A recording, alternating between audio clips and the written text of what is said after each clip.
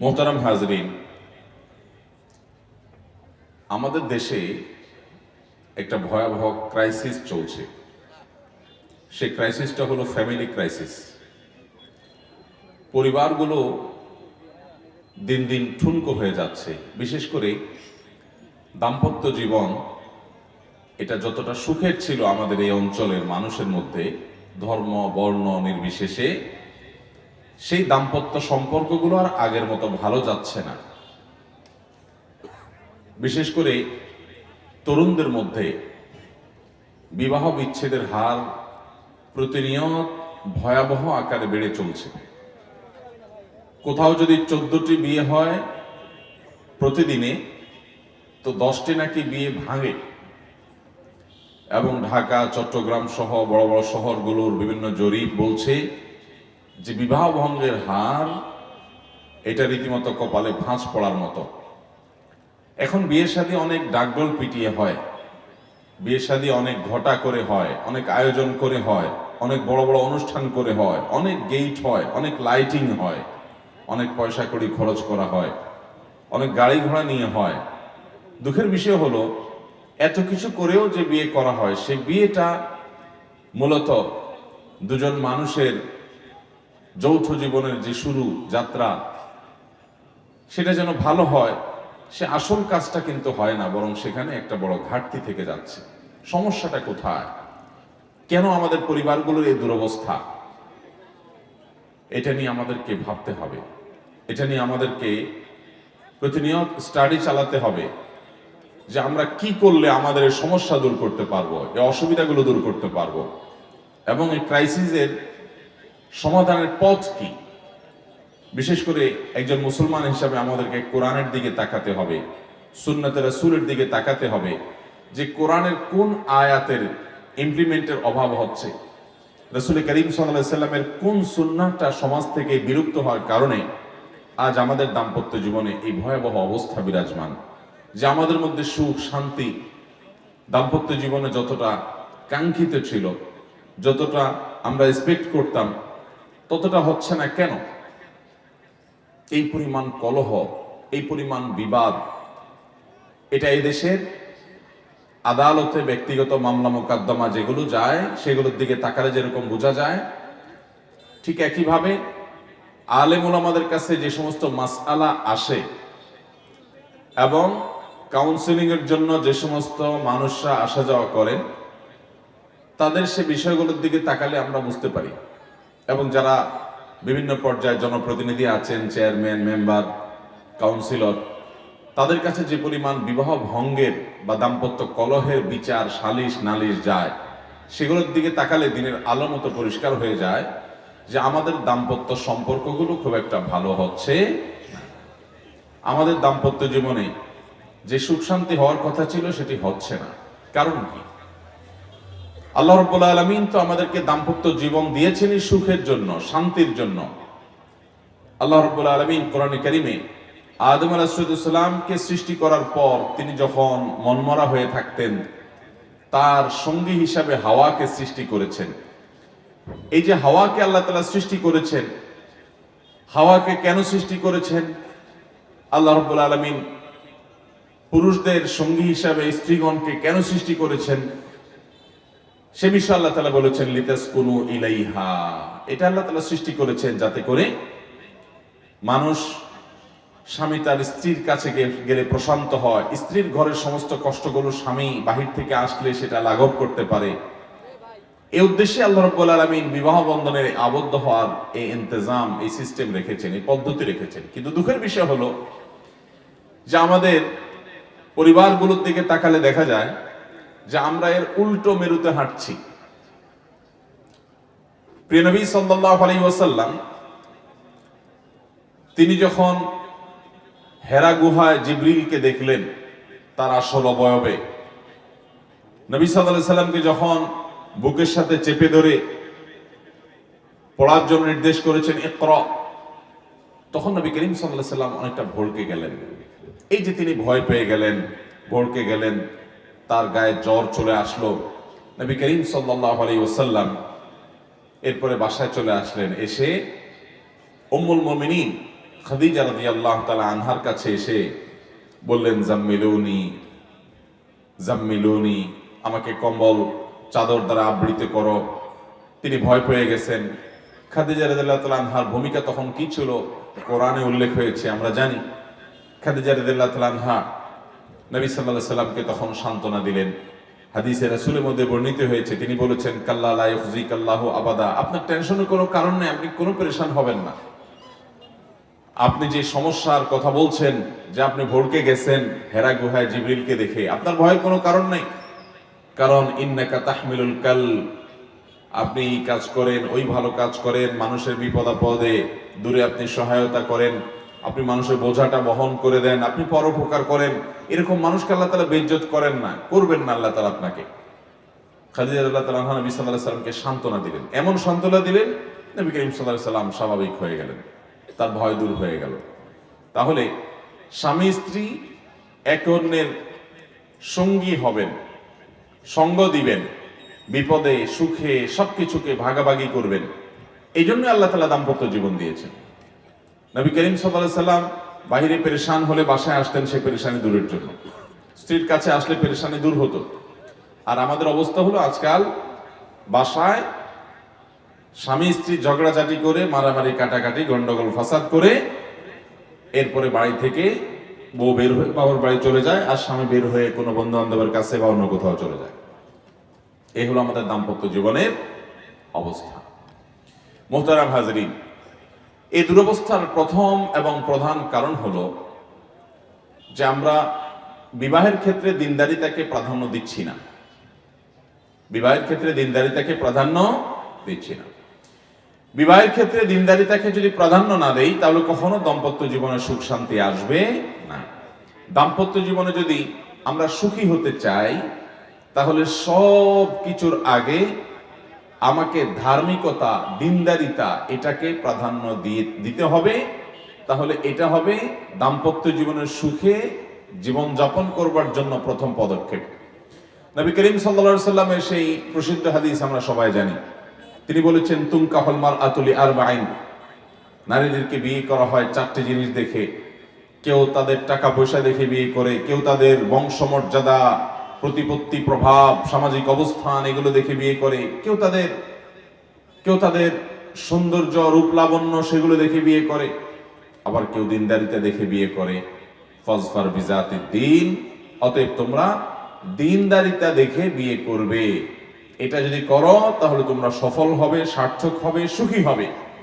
অতএব দাম্পত্য জীবনে সুখের মূল চাবিকাঠি হলো যে আপনার সঙ্গী তিনি দিনদার কিনা।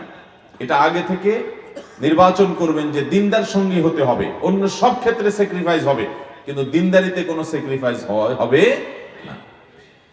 আপনার সঙ্গী যদি দেখতে ততটা সুন্দর নাও হয়, আপনার সঙ্গী তিনি যদি অনেক বেশি সামাজিক অবস্থা সম্পন্ন নাও হন, তার অন্য অনেক দিক থেকে যদি দুর্বলতা থাকেও, কিন্তু তার মধ্যে যদি দিনদারিতা থাকে, আল্লাহ ভীরুতা থাকে, ঈমান থাকে, তাকওয়া থাকে, তাওহীদ থাকে, সুন্নাতে রাসূলকে আঁকড়ে ধরার মানসিকতা থাকে, তাহলে এই দাম্পত্য জীবনে সুখ হবে, শান্তি আসবে ইনশাআল্লাহ।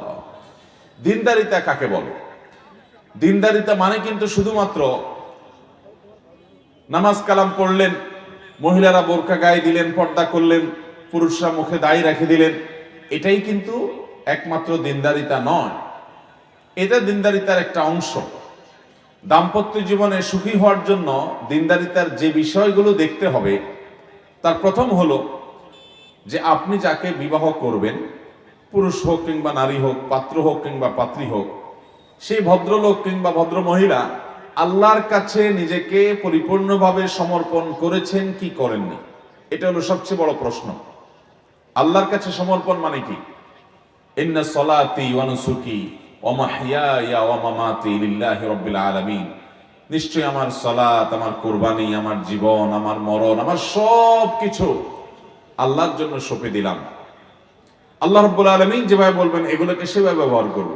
আল্লাহ বলেছেন কোনো কাজ করতে তো আমি করব, আল্লাহ বলেছেন করো না তো আমি করব না। আল্লাহ তাআলা কোনোটাকে হালাল করেছেন তো আমি সেটাকে হারাম করব না, আর আল্লাহ কোনোটাকে হারাম করেছেন সেটাকে আমি হালাল করব না। এই রকম প্রতিজ্ঞা নিয়ে যদি কোনো মানুষ তার জীবন পরিচালিত করে, তাহলে তিনি দিনদারিতার প্রথম এবং মূল শর্ত পূরণ করেছেন, যে লোকটা আল্লাহর কাছে সারেন্ডার করেছেন। আমরা অনেকে আসি, নামাজ কালাম পড়ি, কিন্তু কোরআনের কাছে আমরা সমর্পণ করি না নিজেকে, হাদিসের কাছে সমর্পণ করি না। ইমানদার সে যে কোরআন এবং সুন্নাহর কাছে নিজেকে সমর্পণ করে, কোরআন এবং সুন্নাহর সামনে সে মাথা নত করে দেয়, অর্থাৎ আনুগত্য করে কোরআন এবং সুন্নাহর। আল্লাহ বলেছেন, আল্লাহ রাসূল বলেছেন, বাস আমার যুক্তি, আমার বুদ্ধি, আমার মেজাজ, আমার রুচি, আমার সব কিছুর বিরুদ্ধে দাঁড়াক, কিন্তু তারপরও কোরআন এবং হাদিসের সামনে আমি মাথা নত করে দিব। বাস কোরআন হাদিসের কথা শুনলে সাথে সাথে সে মাথা নত করে মেনে নেয়। এটা হলো দিনদারিতার মূল বিষয়, প্রধান বিষয়। নামাজ কালাম পড়ে, হালাল হারাম মেনটেন করে না, মাহরাম মেনটেন করে না। মাহরাম পুরুষদের জন্য কিছু মহিলাদের সঙ্গে দেখা দেওয়া জায়েজ, আর কিছু মহিলাদের সঙ্গে দেখা দেওয়া না জায়েজ, হারাম। এই মাহরাম মেনটেন যদি কেউ না করে, তাও সে পরিপূর্ণ দিনদার হতে পারে। ঠিক মহিলাদের ক্ষেত্রে একই কথা প্রযোজ্য। একজন নারীর জন্য কিছু পুরুষের সাথে দেখা দেওয়া জায়েজ, তার বাপ, তার ভাই, তার চাচা, তার দাদা, তার নানা, তার মামা, তার সন্তান, এদের সাথে দেখা দেওয়া জায়েজ। কিন্তু তারা ছাড়া তিনি যদি, যাদের সাথে দেখা দেওয়া জায়েজ নাই, চাচাতো ভাই, খালাতো ভাই, ফুফাতো ভাই, মামাতো ভাই, খালু, তারপর ভগ্নিপতি, এরকম আরো অনেক আত্মীয় স্বজন আছে যারা মাহরামের লিস্টের বাইরের মানুষ, তাদের সাথে যদি কোনো নারী পরিপূর্ণ পর্দা না করেন, ঠিক একই কথা পুরুষের জন্য প্রযোজ্য। কোন পুরুষ তার চাচাতো বোন, ফুফাতো বোন, মামাতো বোন, খালাতো বোন, তাদের সাথে পর্দা করেন না, ভাবির সাথে পর্দা করেন না, তাহলে এই লোক কখনো প্রকৃত অর্থে দিনদার হতে পারে? আমাদের দেশে অনেক নামাজি মানুষ পাবেন, এই জায়গায় এসে দেখবেন তাদের দিনদারিতা নাই। তো এই জায়গায় যদি দিনদারিতা না থাকে, তাহলে পরিপূর্ণ দিনদারিতা হলো না। মাহরাম মেনটেন করা, হালাল হারাম মেনটেন করা, এটা দিনদারিতার জন্য অনেক গুরুত্বপূর্ণ একটা বিষয়। এটা যদি না থাকে, তাহলে আপনাদেরকে দিনদার বলতে পারেন না পরিপূর্ণভাবে। হালাল হারাম মেনটেন করা মানে আল্লাহ তাআলা কোন উপার্জনকে হালাল করেছেন, তো সেটা আমি গ্রহণ করব। কোনটাকে হারাম করেছেন, সেটা আমি বর্জন করব। ওইটা বর্জন করতে গিয়ে আমাকে যত মূল্য দিতে হয় আমি দেব। প্রয়োজনে আমার না খেয়ে থাকতে হতে পারে, অল্প খেয়ে থাকতে হতে পারে, সবর করা লাগতে পারে, আমার ধার দেনা করা লাগতে পারে, সামাজিক অবস্থান ছোট হতে পারে, অনেক কিছু হতে পারে। সকল প্রকার স্যাক্রিফাইস এবং ত্যাগ করতে রাজি আছি আমি হারাম এবং হালাল মেনটেন করার জন্য। এই হালাল এবং হারাম মেনটেন করার মতো মানসিকতা যদি থাকে কোনো যুবক এবং কোনো যুবতীর মধ্যে, তাহলে দিনদারিতার ক্ষেত্রে সে 100 ভিতরে 40 মার্ক অটোমেটিক পেয়ে গেল, যে হালাল হারাম সে মেনটেন করে। অনেক মানুষ দেখবেন নামাজ কালাম পড়ে, হয়তো মুখে দাড়িও আছে, অনেক বোন আছেন যে হয়তো বোরকাও পরেন, কিন্তু এই যে হালাল হারাম মেনটেন, মাহরাম মেনটেন এটা করেন না। তাহলে সেক্ষেত্রে দিনদারিতার ক্ষেত্রে 100 ভিতরে ধরেন 40 মার্কই তার নাই হয়ে গেল, কারণ সে দিনদারিতার অনেক গুরুত্বপূর্ণ একটা পার্ট লঙ্ঘন করে চলেছেন, যেটা আমরা অনেকে খেয়াল করি না। তো আপনি আপনার জীবন সঙ্গী সঙ্গিনী যাকে বাছাই করবেন, অথবা যারা নিজেরা বিয়ে শাদী করেছেন, ছোট ভাই ব্রাদার বোন, অথবা ছেলে মেয়েকে বিয়ে দিবেন, অথবা যে কোনো বিয়ের সাথে আপনার সংশ্লিষ্টতা হবে, তখন আপনাকে খেয়াল রাখতে হবে বিষয়গুলো, যে এই দম্পতির মধ্যে সুখ শান্তি আসার আগে তাদের যার সাথে বিবাহ হবে সেই লোকটা দিনদার কিনা এটা ঠিক করতে হবে। দেখুন, টাকা পয়সার অভাব নাই। আজ থেকে 50 বছর আগে, 30 বছর আগে, 40 বছর আগে আমাদের দেশে মানুষের কাছে এত টাকা পয়সা ছিল না, কিন্তু পারিবারিক সম্পর্কগুলো কিন্তু এখনকার চাইতে ভালো ছিল। স্বামী স্ত্রীর মধ্যে বোঝাপড়াটা এখনকার চাইতে অনেক ভালো ছিল। এখন কিন্তু সেরকম বোঝাপড়া নাই। এর অন্যতম কারণ হলো বৈষয়িক বিষয় মানুষকে সুখী করতে পারে না। টাকা পয়সা হলেই যদি দাম্পত্য জীবনে সুখ শান্তি হতো, তাহলে সেক্ষেত্রে ইউরোপিয়ানরা, আমেরিকানরা, পৃথিবীর অনেক উন্নত দেশ, যাদের টাকা পয়সার অভাব নাই, যাদের গাড়ি বাড়ির অভাব নাই, যাদের নাগরিক সুবিধাগুলো আমাদের চাইতে বহুগুণ ভালো, তাদের লাক্সারিয়াস লাইফ লিড করার জন্য সব ব্যবস্থা আছে, এত কিছু থাকার পরও তাদের দাম্পত্য জীবনে সুখ শান্তি তো পরের কথা, দাম্পত্য সম্পর্ক বলতেই তেমন উল্লেখযোগ্য কিছু নেই। ভয়াবহ একটা অবস্থা। স্বামীর ক্যাবলা একদিকে, স্ত্রীর ক্যাবলা একদিকে, স্বামী স্ত্রী তো হয় না, মিউচুয়াল আন্ডারস্ট্যান্ডিং করে দিন কাটায় দেয়। মনে চাইলে বুড়ো বয়সে বিয়ে করলো তো করলো, না করলো তো নাই। আর একজনের করলো তো ছেড়ে আরেক জায়গায় করলো, এক একজনের 4টা-5টা করে পার্টনার চেঞ্জ হয়ে গেল। আর যদি একসাথে থাকেও তো তথাকথিত অতিরিক্ত ব্যক্তি স্বাধীনতার নাম দিয়ে তারা প্রত্যেকে যার যার মতো স্বেচ্ছাচারী, প্রত্যেকে যার যার পথের পথিক। কোন বন্ধন আমাদের এই অঞ্চলে মানুষের মধ্যে, এই অঞ্চলে শুধু মুসলমানদের মধ্যে না, হিন্দুদের মধ্যেও, অন্য ধর্মের মানুষের মধ্যেও পারিবারিক এবং দাম্পত্য সম্পর্কটা যতটা ভালো, এটা এই অঞ্চলে মানুষের একটা সৌন্দর্য, সেটা পৃথিবীর অনেক এলাকাতে খুঁজে পাবেন না। তো আমাদের এই এলাকাতে, এই পাক ভারত মহাদেশে, বাংলাদেশে দাম্পত্য জীবনে যে সম্পর্কগুলোর অবনতি, ঘাটতি এবং খারাপ যাচ্ছে, এর অন্যতম কারণ হলো বিবাহ দিনদারি দেখে করা হয় না। মেয়ে পক্ষ শুধু ছেলে পক্ষের সামাজিক অবস্থান, টাকা পয়সা এগুলাই খোঁজে, দিনদারিতা খোঁজে না। আর ছেলে পক্ষ মেয়ে পক্ষের সামাজিক অবস্থান, রূপলাবণ্য, এই সমস্ত নাম যশ খ্যাতি কিংবা পড়ালেখা, সার্টিফিকেট, এগুলোই শুধু দেখে। এগুলো দেখেন, দোষের নেই, কিন্তু সবচেয়ে বেশি দেখার কথা যেটা, সেটা দেখার কোনো নামগন্ধ। এখন বিয়ে শাদীতে খোঁজ খবর যদি দিনদারিতা সম্পর্কে নেওয়া হয়, এখন অবশ্য সেটাও নেওয়া হয় না। এক সময় আমরা দেখতাম, জিজ্ঞেস করা হতো মেয়ে কোরআন শরীফ পড়ছে কিনা, ছেলে কোরআন কারিমটা পড়ছে কিনা, খতম দিছে কিনা, এই জিনিসগুলো দেখা হতো। এখন সেটাও দেখা হয় না। যার কারণে আমরা টাকা পয়সা, ব্যাংক ব্যালেন্স, গাড়ি বাড়ি, অন্যান্য অনেক দিক থেকে আমরা উন্নত হচ্ছি, কিন্তু দাম্পত্য সম্পর্কের দিক থেকে আমরা অবনতির দিকে যাচ্ছি। এই জন্য ভাইরা আমার, প্রথম দাম্পত্য জীবনে সুখী হওয়ার জন্য দিনদারিতাকে প্রাধান্য দিতে হবে। তো দিনদারিতার ক্ষেত্রে কি বলেছি? প্রথম বিষয় হলো যে পাত্র বা পাত্রী আল্লাহর কাছে নিজেকে পরিপূর্ণভাবে সঁপে দিয়েছেন কিনা, যে আল্লাহর নির্দেশের উপর আর কিছু নেই, তার সামনে আল্লাহ বলেছেন, আল্লাহ রাসূল বলেছেন, এই কথা আসলে সবকিছু সে সারেন্ডার করে দেয়। এটা হলো দিনদারিতার প্রথম এবং প্রধান মার্কা।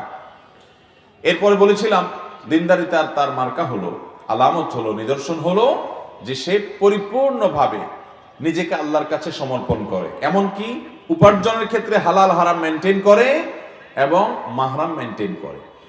মেয়েদের মধ্যে স্বামীর হালাল হারাম মেনটেন করার গুরুত্ব যদি তাদের মধ্যে থাকে, কোনো পাত্রী যদি সেটা উপলব্ধি করেন, হালাল হারাম যদি তিনি মেনটেন করেন, তাহলে তার স্বামী হারাম উপার্জন করুক তিনি চাইবেন না। তিনি চাইবেন তার স্বামী সরকারি চাকরি করুক আর বেসরকারি চাকরি করুক, ব্যবসা করুক আর কৃষি কাজ করুক, যে কাজই করুক না কেন, সে চাইবে যে আমার স্বামী যেন হারাম কোনো কিছু না আনে। আমরা হালাল খেতে চাই, হালাল খেয়ে বাঁচতে চাই, হারাম আমরা চাই না। তাতে সামাজিক অবস্থান না থাকুক, গাড়ি বাড়ি না হোক, আমরা আর্থিকভাবে কষ্টে থাকি, দুর্বল থাকি, কিন্তু আমরা হারামে যাব না। এটা হলো একজন নারীর দিনদারিতার একটা শক্তিশালী দিক। কিন্তু আজকাল আমাদের সমাজে এগুলো আছে নাই, শুধু পয়সা চায়। বউ কি চায়? পয়সা চায়, যে পয়সা আনো, কোত্থেকে আনবো আমার দেখার দরকার নেই। পূর্বসূরি সালাফগণ তাদের স্বামীদেরকে বাসা থেকে বের হওয়ার সময় বলে দিতেন যে হালাল যদি উপার্জন করে আনতে পারেন তাহলে আনবেন, আর হালাল যদি উপার্জন করতে না পারেন খালি হাতে আসবেন, আমরা না খেয়ে থাকবো, তবু আমরা হারাম খাবো না।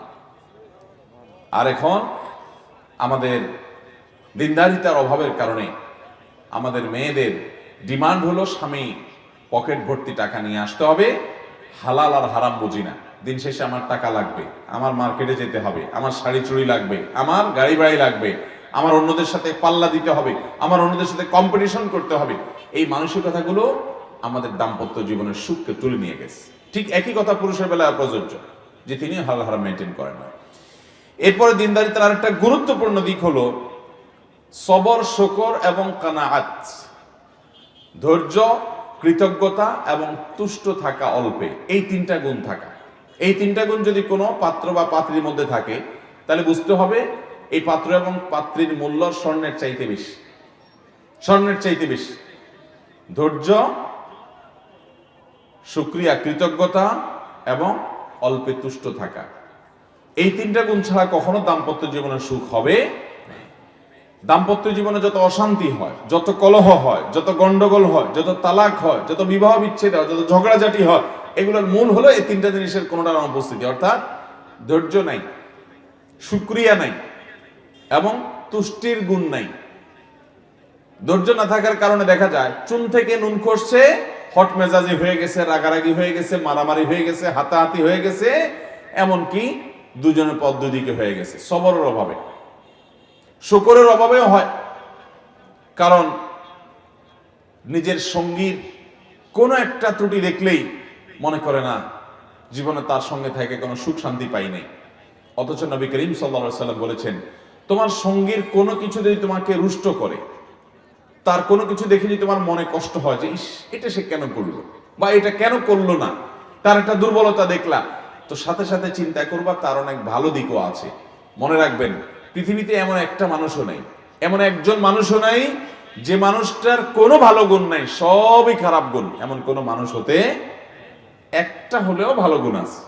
আপনি খোঁজার চেষ্টা করেন, তার যদি কোনো কিছু দেখে অসন্তুষ্ট হন তাহলে বের করার চেষ্টা করেন তার কোন গুণটার কারণে আপনি সন্তুষ্ট হতে পারেন, তাহলে দেখবেন যে আপনার মধ্যে আর কোনো অশান্তি তৈরি হবে না। নবী করিম সাল্লাল্লাহু আলাইহি সাল্লাম তার স্ত্রীগণ, এতজন স্ত্রী ছিলেন, তাদের সাথে দাম্পত্য জীবনে তার কোনো বিষয় নিয়ে বুঝের গরমিল হয় নাই, কোনো প্রকার, সব বেটে বলে হয়ে গেছে, যা চাইছেন তাই হয়ে গেছে। ব্যাপারটা কিন্তু সেরকম না, টুনটান হয়েছে। নবী সাল্লাল্লাহু আলাইহি সাল্লাম অভিমান করে বাসা থেকে এসে মসজিদে পড়ে আসেন, সাহাবীরা দেখে বুঝতে পারছেন যে কিছু একটা হয়েছে। আল্লাহ তাআলা স্বয়ং কোরআনে সূরা মুজাদালা নাজিল করেছেন, কোরআনে বহু আয়াত নাজিল করেছেন সে বিষয় নিয়ে। তো দাম্পত্য জীবনে টুনটান হবে, কিন্তু একজন কৃতজ্ঞ স্বামী, একজন কৃতজ্ঞ স্ত্রী সেগুলোকে বড় করে দেখবে না। মানুষ হিসেবে মনে কষ্ট হবে, এটা স্বাভাবিক, কিন্তু সে একটা বিষয় কষ্ট পেলে চিন্তা করবে আমার স্ত্রীর অন্য আরেকটা গুণ ভালো আছে। তিনি রান্নাটা ভালো করতে পারেন না, তো তার চেহারাটা সুন্দর আছে, চেহারাটা সুন্দর নাই তো তার পড়ালেখার গুণটা ভালো আছে, পড়ালেখার গুণটা নাই তো তিনি কেয়ারিং, খুব যত্ন নেন, এটাও নাই তো তিনি সচ্চরিত্রবান, চরিত্রের সমস্যা নাই। বহু মহিলা চরিত্রের সমস্যা আছে, অনেক স্বামী সেটা সাফার করছেন, বলতে পারছেন না লজ্জায়, আমার স্ত্রী অন্তত এই সমস্যাটা নেই। এরকম কোনো না কোনো ভালো দিক আছে না নেই? ঠিক একই কথা স্বামীর বেলায়ও প্রযোজ্য, যে নারী তার স্বামীর ব্যাপারে অভিযোগ করতে করতে শেষ। কিছু অমানুষ থাকে যে হ্যাঁ তাদের সাথে বসবাস উপযুক্ত না, এরকম রেয়ার কিছু থাকে, কিন্তু বেশিরভাগ ক্ষেত্রে আপনি যে অভিযোগ করবেন যে আপনার স্বামী অলস, উপার্জন করে না, আপনার কষ্ট হয়, বাপের বাড়ি থেকে অনেক সময় হেল্প নিতে হয়, সে আপনার পরিশ্রমী না, বুঝলাম আপনার এই কথা সত্য, কিন্তু লোকটা হয়তো চরিত্রবান।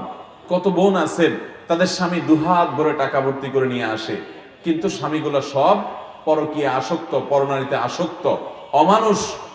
এই মহিলার জীবনটা জীবন্ত জাহান্নাম হয়ে যায়। তার স্বামীর ব্যাংক ব্যালেন্সের অভাব নাই, টাকা পয়সার অভাব নাই, ঘর ভর্তি জিনিসের অভাব নাই, কিন্তু স্বামীর রোগ কি? পরকীয়া করে। স্বামীর রোগ কি? এই যে পরকীয়া করে, এই কারণে কি ওই মহিলা সুখে আছে? তাহলে যে বোন মনে করছেন যে আমার স্বামীটা অলস, উপার্জন করে না, বুঝলাম তার ত্রুটি আছে, কিন্তু আপনি দেখার চেষ্টা করেন তার গুণটা কি আছে। আপনি যদি সারা জীবন শুধুমাত্র ত্রুটি দেখেন, আপনি কখনো সুখী হতে পারবেন? সব সময় মানুষের ভালোটা যদি আপনি দেখেন, তাহলে আপনি নিজে সুখী হবেন, আপনার হবে যে আপনি মানসিক শান্তি পাবেন। আমরা সব সময় গ্লাসের অর্ধেক পানি আছে আর অর্ধেক খালি আছে।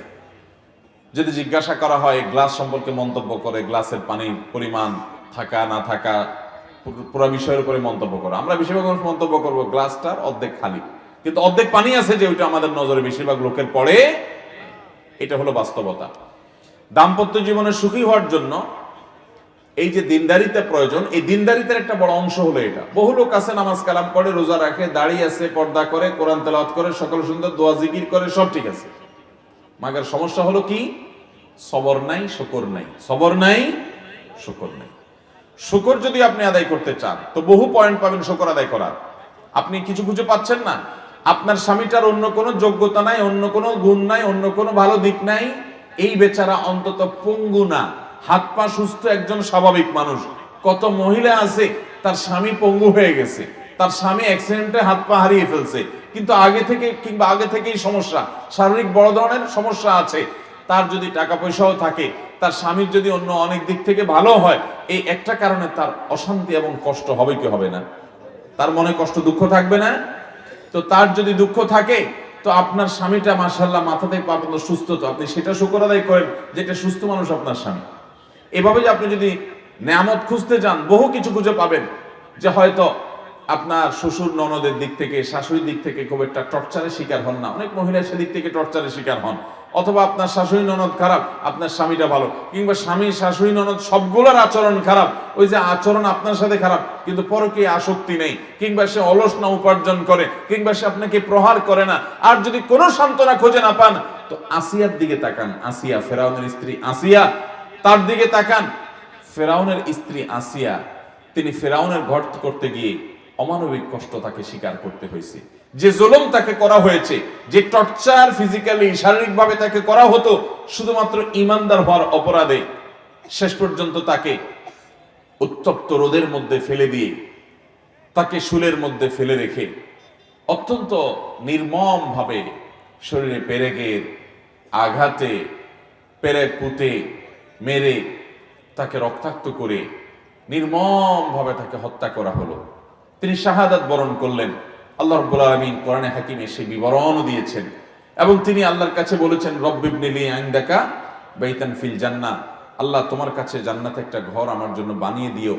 এ অমানুষ, এ জালিম স্বামীটার জুলুম স্বীকার করে আমি যাচ্ছি দুনিয়া থেকে, তুমি আমার জন্য ঘর বানিয়ে দিও। আল্লাহ রাব্বুল আলামিন শুধু ঘর বানান নাই, তার মৃত্যুর আগে তার সামনে উপস্থাপন করেছেন ফেরেশতাদের মাধ্যমে যে এটাই তোমার ঠিকানা হবে। আমার যে বোনরা স্বামীর ব্যাপারে অভিযোগ করেন, আমি বলছি না যে কোনো অভিযোগকে পাত্তা দেওয়া যাবে না, অভিযোগ পাত্তা দেন, মুরব্বীদেরকে নিয়ে বসেন, দুই পক্ষের মান্যগণ্য মানুষদেরকে নিয়ে বসেন এবং নিজে তাদেরকে স্বামী স্ত্রী পরস্পরকে বোঝানোর চেষ্টা করেন, আল্লাহর কাছে দোয়া করেন, সবর করেন। কোনো কিছুতে যদি না হয়, কোনো আশা যদি না থাকে, বিজ্ঞ আলেমদের সাথে পরামর্শ করেন। যদি বিচ্ছেদ হওয়ার ভিতরে কল্যাণ থাকে সেটা যাওয়া যাবে, শেষ চিকিৎসা সেটা, কিন্তু তার আগে অনেকগুলো বিষয় আছে। আপনি আর কিছু খুঁজে না পান, আপনি একটু তার মধ্যে থাকা কোনো ভালো গুণ আবিষ্কার করার চেষ্টা করেন, অনেক পাবেন, অনেক পাবেন। আপনি যদি আমার কাছে নিয়ে আসেন, আমি অনেকগুলো গুণ বের করে দিতে পারবো, অনেকগুলো গুণ বের করে দিতে পারবো। আর কিছুই পাচ্ছেন না, ফেরাউনের স্ত্রী আসিয়ার চাইতে বেশি তো কষ্ট আপনাকে দেয় না, তার চাইতে বেশি নির্মমতা তো নাই। কোরআনে আল্লাহ রাব্বুল আলামিন 4 জন নারীর দৃষ্টান্ত দিয়েছে। কজন নারীর? 4 জন। এর 2 জন হলো খারাপ আর 2 জন ছিলেন ভালো। খারাপ নারীদের দৃষ্টান্ত দিয়েছেন যাদের, তারা একজন ছিলেন লূত আলাইহিস সালামের স্ত্রী, আরো জন ছিলেন নূহ আলাইহিস সালামের স্ত্রী। আর 2 জন ভালো নারীর দৃষ্টান্ত আল্লাহ তাআলা দিয়েছেন কোরআনে। তাদের একজন হলেন এই ফেরাউনের স্ত্রী আসিয়া, আরেকজন ছিলেন মারিয়াম, যিনি ঈসা আলাইহিস সালামের মা। সতী, সাধবী ছিলেন। অনেক অনেক কথা সমাজের মানুষ তাকে শুনিয়েছে, তার চরিত্র নিয়ে অনেক প্রশ্ন তুলেছে, অনেক কষ্ট দিয়েছে, সবর করেছেন, ধৈর্য ধারণ করেছেন। আল্লাহ তাআলা তার পবিত্রতা শুধু ঘোষণাই করেন নাই, কোরআনের অংশ করে দিয়েছেন, ইনজিলের অংশ করে দিয়েছেন। কিয়ামত পর্যন্ত আগত লক্ষ লক্ষ কোটি কোটি মুসলমান, খ্রিস্টান, একাধিক ধর্মের মানুষেরা কিয়ামত পর্যন্ত তারা তার পুত পবিত্রতাকে স্বীকার করবে, মেনে নিবে, সেভাবে আল্লাহ তাআলা উল্লেখ করেছেন। তো আমাদের কোনো বোন যদি শান্তির কোনো দিক খুঁজে না পান, আসিয়ার দিকে তাকাবেন যে আসিয়া কত কষ্ট করেছে। ভাইরা আমার, আমাদের এই সমাজে স্বামী স্ত্রীর মধ্যে কোনো রকম সমস্যা তৈরি হলে কিছু মানুষরূপী শয়তান পাবেন। এরা আপনাকে উস্কে দিবে, বলবে যে আরে মাথা খারাপ, এর সাথে ঘর করা যায়? আছে না নাই? আপনার যদি সংসারটা ভেঙে যায়, এরপরে আপনার যে কষ্টের জীবন হতে পারে আপনার সামনে, নাও হতে পারে, যদি কোনো কষ্টের মুখোমুখি আপনি হন, তখন এই উস্কানি দাতাদের একটাকেও আপনি আর খুঁজে পাবেন না, এগুলো একটাকেও পাবেন না। এরা মেয়েদেরকে উস্কে দিবে যে স্বামীর কথা মানবো না, বদ্ধ করে থাকবো না, দেখবো এবার জগৎটাকে, এটা করব সেটা করব বলে টুলে ফুসলায় ফাসলায় বাইর করে। এরপরে তাদের পরবর্তী জীবনের যে স্ট্রাগল, যে যুদ্ধ, যে সংগ্রাম, যে কষ্ট, যে জুলুম, যে নিষ্পেষণ, যে সমস্যা, যে বিপদ, এগুলাতে আর এই উস্কানিদাতা একটাকেও পাওয়া যাবে। কোরআন আমাদেরকে বিভিন্নভাবে দাম্পত্য সম্পর্কগুলোকে টিকাবার জন্য বলেছে। আল্লাহর কাছে সবচেয়ে অপছন্দনীয় বৈধ কাজ হলো তালাক। কোথায় কোথায় তালাক, কোথায় কোথায় তালাক, যে সবর নাই বেসবর, এই জন্য সম্পর্কগুলো ভেঙে যাচ্ছে। ভাইরা আমার, আমরা স্বামী স্ত্রীর মধ্যে যদি বোঝাপড়ার অসুবিধা হয়, তাহলে সবর এবং শুকর এই দুইটা মাধ্যম দিয়ে এগিয়ে যেতে হবে, কোনোভাবে এগুলোকে হাতছাড়া করা যাবে না। ডক্টর খন্দকার আব্দুল্লাহ জাহাঙ্গীর রহমতুল্লাহ আলাইহির এ বিষয়ে একটা বক্তব্য আছে। স্যার রাহিমাহুল্লাহ বলতেন যে স্বামী স্ত্রীর মধ্যে যদি কোনো প্রকার বোঝাপড়ার গরমিল হয়, তো এক শ্রেণী মানুষ পাবেন তারা স্বামীকে যেরকম উস্কায় স্ত্রীকে এরকম উস্কায় এবং সম্পর্কগুলো টিকতে দেয় না। আর ইসলাম বলে, কোরআন এবং সুন্নাহ বলে না, পারলে তাদের মধ্যে মিল করে দাও, তাদের মধ্যে মীমাংসা করে দাও, দূরত্ব কমায় দাও, এবং কিভাবে দূরত্ব কমানো যায় সে উদ্যোগ গ্রহণ করো। আপনারা দেখবেন কোনো মহিলা তার স্বামীর কষ্টের কথা যদি কোনো মানুষের কাছে বলে, বিশেষ করে কোনো পুরুষের কাছে যদি বলে, তো অনেক পুরুষ আছে, এগুলো মানুষরূপী ইবলিস, এগুলোর পরিচয় আমি বলি, এগুলোর বৈশিষ্ট্যটা আমি বলি। এগুলো আছে মহিলাকে বলবে, হয়তো পর্দা করে না, বেপর্দা, মহিলাকে বলবে, ভাবি আপনার মতো সুন্দরী মহিলা এই লোকটার সাথে আসলে মানায় না, আপনার বাপ মা যে কি বুঝে তার সাথে বিয়ে দিল, আহারে আপনার জীবনটা শেষ হয়ে গেল। এটা হলো সাক্ষাৎ ইবলিস। যদি ইবলিস দেখতে চান ওই লোকের দিকে তাকাবেন। ইবলিসের সুরত হয় সে ধরছে, আর নলে ইবলিস তার উপরে ভর করছে, দুটার একটা। কারণ বিয়ের পর একজন নারীকে এই কথা বলা মানে হলো তার সংসারে আগুন ধরায় দেওয়া। ঠিক একইভাবে পুরুষকেও এসে দেখেন অন্য কোনো মহিলা কিংবা তার কোনো পুরুষ বন্ধু দেখবেন এরকম উস্কানিমূলক কথা বলবে যে ভাই আপনার মতো রাজপুত্র ছেলে, আপনার জীবনে কত ভালো ভালো ছেলে পাওয়া যাইত, ইস আপনার জীবনটা বহুত কষ্টে যাচ্ছে ভাই, খারাপ লাগে ভাই আপনার জন্য। এরকম এরকম ভালো মানুষ সাইজা অনেক লোক আছে কি আসে না? আপনি বুঝবেন যে এটা এক নম্বরের ইবলিস। এটা আমাকে ফুসলাচ্ছে, উস্কাচ্ছে আমার স্ত্রীর বিরুদ্ধে আমাকে। আবার কিছু আছে দেখবেন ডাহা মিথ্যা কথা বলে। কি মিথ্যা কথা জানেন? আইসা বইয়ের তারিফ করবে, এমন তারিফের তারিফ, এগুলো আরেক অমানুষ। আপনার বইয়ের তারিফ আরেক পুরুষের কাছে বলে বেড়াবেন, হাদিসে পরিষ্কার নিষেধ আছে, নবী করিম সাল্লাল্লাহু আলাইহি ওয়াসাল্লাম নিষেধ করেছেন। হ্যাঁ, একটা সহনীয় পর্যায়ে হতে পারে, বিশেষ করে তার প্রাইভেসি, ব্যক্তিগত বিষয়গুলোর কথা বলছে, সেগুলোর পরে হাদিসে নিষেধাজ্ঞা আছে। অনেকে আছে যে এই ক্ষেত্রে মিথ্যা কথা বলে, ডাহা মিথ্যা কথা। যা দেখেন বাসায় বউর সাথে সারাদিন চুলাচুলি চলে, হাতাহাতি চলে, ইউক্রেন রাশিয়ার যুদ্ধ চলে, কিন্তু অফিসে আইসা কলিগের সাথে, সহকর্মীর সাথে গাল গল্প দেয়, জানোস না দোস্ত আমার বউটা রে বাপরে বাপ, আমার যা কেয়ার করে। ডাহা মিথ্যা কথা। এবার যে বেচারার কাছে বলে, ওই বেচারা একটু সোজা সরল বোকা শোকা, তখন চিন্তা করে হায় হায় আমার কপালে তো এরকম হইল না, আমার বউটা তো এরকম করে না।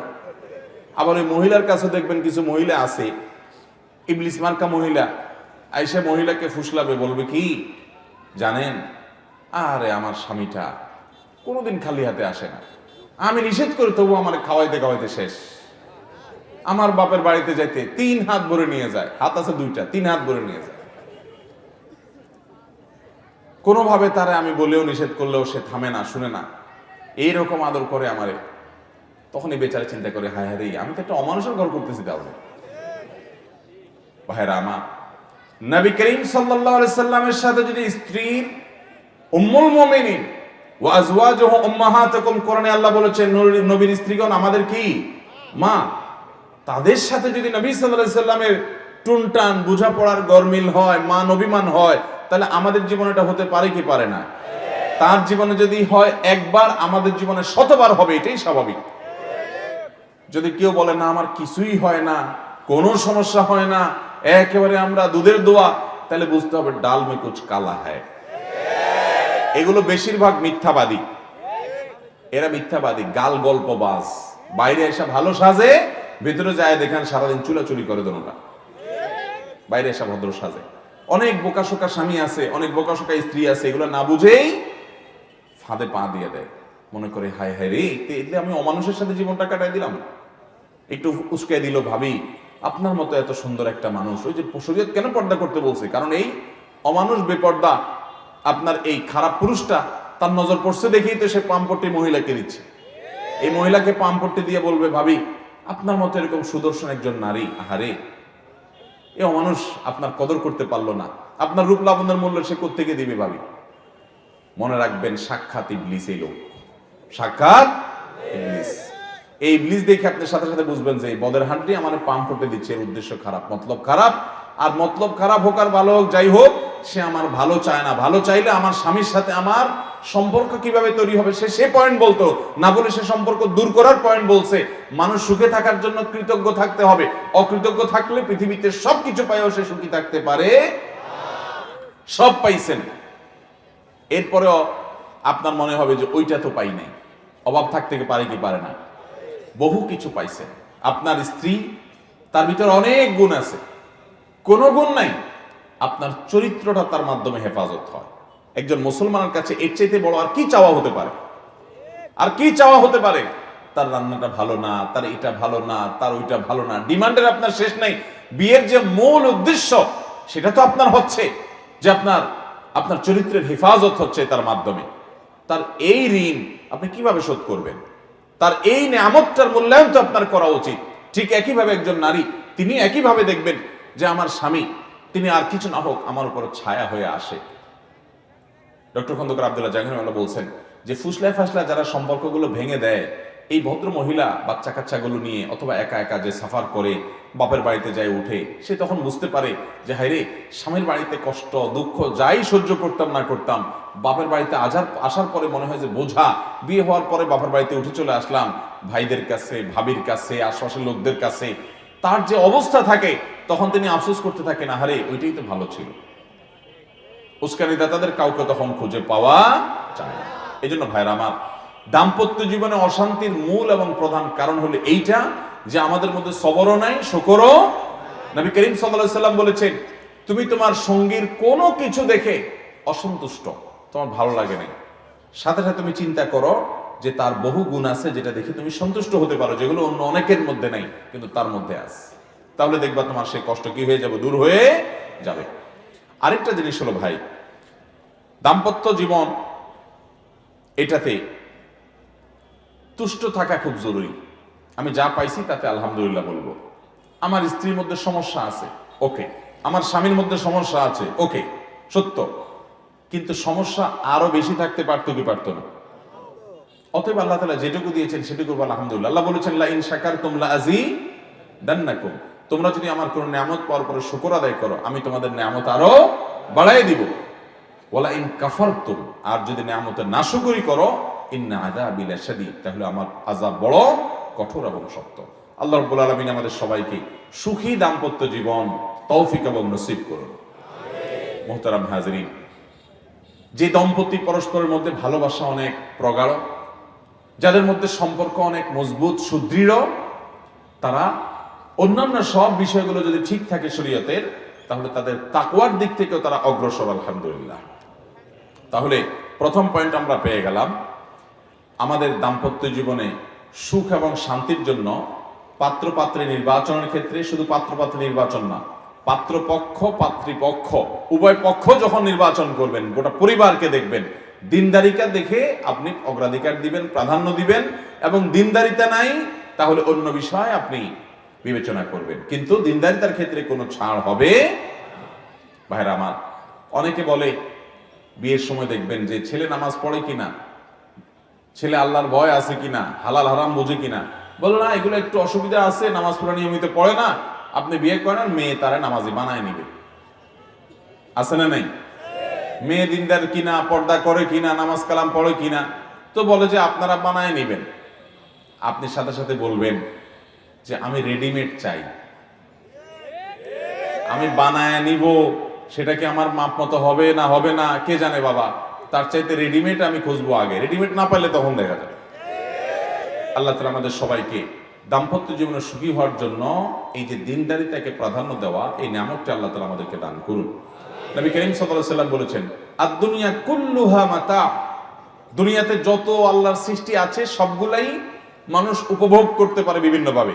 ওয়া খায়রু মাতা'আদ দুনিয়া আল মারআতুস সালিহা, একজন নারী, একজন জীবন সঙ্গী, একজন জীবন সঙ্গিনী, তিনি যদি দিনদার হন, আল্লাহ বিরু হন, নামাজি হন, চোখের পানি ফেলনেওয়ালা হন, আল্লাহর সাথে দোয়া সম্পর্ক করনেওয়ালা হন, এই মানুষটা যদি আপনার জীবনে পেয়ে যান, তো আপনার জীবনে সবচেয়ে বড় সুখের দেখা পেয়ে গেলেন। এর চাইতে বড় সুখের কোনো মাধ্যম উপকরণ আল্লাহর জমিন আরেকটা হতে পারে না, যদি একটা ভালো সঙ্গী জীবনে পেয়ে যান। আর যদি সঙ্গীটা খারাপ হয় তো টাকা পয়সা, অফিস আদালত, পদ পদবি যাই পাইছেন, জীবনটা জীবন্ত জাহান্নাম হয়ে যাবে। আল্লাহ আমাদের সবাইকে সুখী দাম্পত্য জীবন তৌফিক এবং নসিব করুন। দ্বিতীয়ত যে বিষয়টি লাগবে সুখী দাম্পত্যের জন্য, সেটা হলো আপনার সঙ্গীর যে সমস্ত বিষয়গুলো নিয়ে আপনি নেতিবাচক মন্তব্য করলে, দৃষ্টিভঙ্গি করলে তিনি কষ্ট পাবেন, খবরদার সেগুলো বলা আপনার জন্য জায়েজও নাই, উচিতও নাই, বলবেনও না। বরং তার সে পয়েন্টগুলোতে আপনি খুব সিরিয়াস হবেন এবং দায়িত্বশীলতার পরিচয় দিবেন। যেমন ছেলে হলে আপনি মেয়ে পক্ষের কি দেখবেন? মেয়ে পক্ষের মেয়ের বাপ, মেয়ের মা, মেয়ের ভাই বোন, অর্থাৎ আপনার শ্বশুরবাড়ির লোকজন, তাদের প্রশংসা করবেন। তাদের নিশ্চয়ই কিছু ভালো গুণ আছে, আছে না নাই? কিছু না কিছু তো আছে। তো শুধুমাত্র ঘন ঘন ওই গুণগুলো বলবেন যে আমার শ্বশুর আব্বা, যে তোমার আব্বা মাশাআল্লাহ, এই জিনিসটা তোমার আব্বার খুব ভালো লাগে আমার কাছে, তোমার ভাইটার ওই গুণটা আমার খুব ভালো লাগে। আমাদের অনেক পুরুষরা আছে ব্যাককল, শুধু শ্বশুরবাড়ির বদনাম শোনা বউয়ের কাছে। এগুলোর নাম হলো ব্যাককল পুরুষ। আরে ঘর ঠিক তো দুনিয়া ঠিক। স্বরাষ্ট্রমন্ত্রী যদি ঠিক রাখতে চান, ঘরওয়ালিরা যদি ঠিক রাখতে চান, তাহলে সেই ক্ষেত্রে বেশি বেশি শ্বশুরবাড়ির তারিফ করবেন। বউকে খুশি করার জন্য এর চেয়ে কার্যকর কোনো ওষুধ আছে কিনা আমার জানা নেই। সবচেয়ে শর্টকাট ওয়েতে বউকে খুশি করবেন। কিসের তারিফ করবেন বেশি বেশি? শ্বশুরবাড়ির তারিফ করবেন, যে আমার শাশুড়ির রান্নাটা উফ মাশাআল্লাহ, তুমি আমার কাছে বেশি বেশি থাকবা, রান্না শিখবা। আর আমার শ্বশুর মাশাআল্লাহ, ওনার এই গুণটা আমার এত ভালো লাগে, তোমার এই ভাইটা, তোমার এই বোনটা, তোমার ভগ্নিপতিটা মাশাআল্লাহ। যত বেশি ওই বাড়ির মানুষের তারিফ করবেন, প্রশংসা করবেন। আবার দেখেন মা বোনের সামনে করে মাইদুর খাইয়েন না। এটা জায়গা বুঝা সুবিধা মতো বেশি বেশি করে প্রশংসা করবেন। আসলেই দিল থেকে তাদের ভালো গুণটাকে আপনি দেখার চেষ্টা করবেন। এটা শুধু পাম্পট্টি দেওয়ার জন্য না, ভেতর থেকেই তাদের গুণগুলাকে উপলব্ধি করার চেষ্টা করবেন এবং সেগুলো স্ত্রীর সাথে শেয়ার করবেন। অনেক পুরুষ আছে, এরা নিজেদেরকে শেয়ানা মনে করে। আমি মনে করি এগুলো বলদ নাম্বার 1। সেগুলো কোনগুলো জানেন? সেগুলো হলো শ্বশুরবাড়ির অনেক ভালো গুণ আছে, ওইটা ভিতরে রাখে। উনি বড় শুধু খোঁচায়, দোষগুলা শুধু বলে, আর দোষ ভিতরে ভালোগুলো জানে। উনি মনে করেন নিজের শেয়ানা, উনি হলো বেকুব নাম্বার 1। দোষগুলা সব ভিতরে রেখে হজম করে ডুব গিলে ফেলবেন। ওগুলো বউরে খবরদার কোনোদিনও বলবেন না। সবসময় কি বলতে হবে? গুণ বলতে হবে। অনেক অমানুষ পুরুষ আছে, বউদেরকে কি বলে খোঁচায়? তোমার আব্বা তো ঈদে আসলো না, তোমার মা কতদিন হয়েছে একটু ফোন দিল না, তোমার বাচ্চাটা হলো, তোমার ভাইটা একটু আসলো না, তোমার এই অসুখ বিসুখ হইলো, তোমার বোনটা একটা আবার ফোন দিল না। এই কাজ অনেক পুরুষ করে কি করে না? এই পুরুষগুলোকে পাও বেঁধে ঝুলায় পিটানো উচিত। কেন জানেন? ওই ভদ্র মহিলার বাপ মা যদি তার হক আদায় না করে, তারা দেখতে আসলো না, তার খাতির যত্ন করলো না, তার ফোন দিল না, তার জন্য হাদিয়া তোফা দিল না, তাহলে ভদ্র মহিলার কি কষ্ট হয় না ভালো লাগে? এগুলোর কারণে কষ্ট হয় না? যে আমার আব্বাটা ফোন দিল না, আমার আম্মাটা অনেকদিন হলো একটু আসলো না, একটু খোঁজ খবর নিল না, আমার ভাই বোনগুলো একটু আসে না, আমার শ্বশুরবাড়িতে আমার মুখটা উজ্জ্বল হয় না, আমার নিজেও পরের ঘরে পড়ে আসি, পরের সংসারে আসছি, নতুন দাম্পত্য জীবন শুরু হয়েছে, তারা একটু আসবে, সেভাবে আসে না। তার মনে কষ্ট আছে না নাই? ওই মনে কষ্ট থাকার পর আপনি যদি আরো খোঁচান তারে, তাহলে কি তার সুখ বাড়বে না দুঃখ বাড়বে? তাহলে সেক্ষেত্রে কোনো ভদ্রলোক, মুসলমান তো বটেই, কোনো ভদ্র মানুষ কোনোদিন তার স্ত্রীকে এগুলোর জন্য খোঁচাখুচি করতে পারে?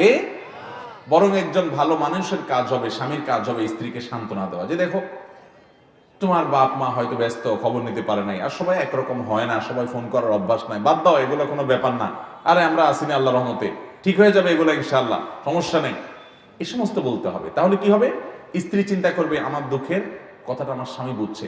বেশিরভাগ স্বামীদেরকে দেখবেন, বা একটা বড় অংশ স্বামী আছে, বেশিরভাগ না হোক, যে শ্বশুরবাড়ির বিষয় আসে নিয়ে বউরে খোঁচায়, আছে না নেই?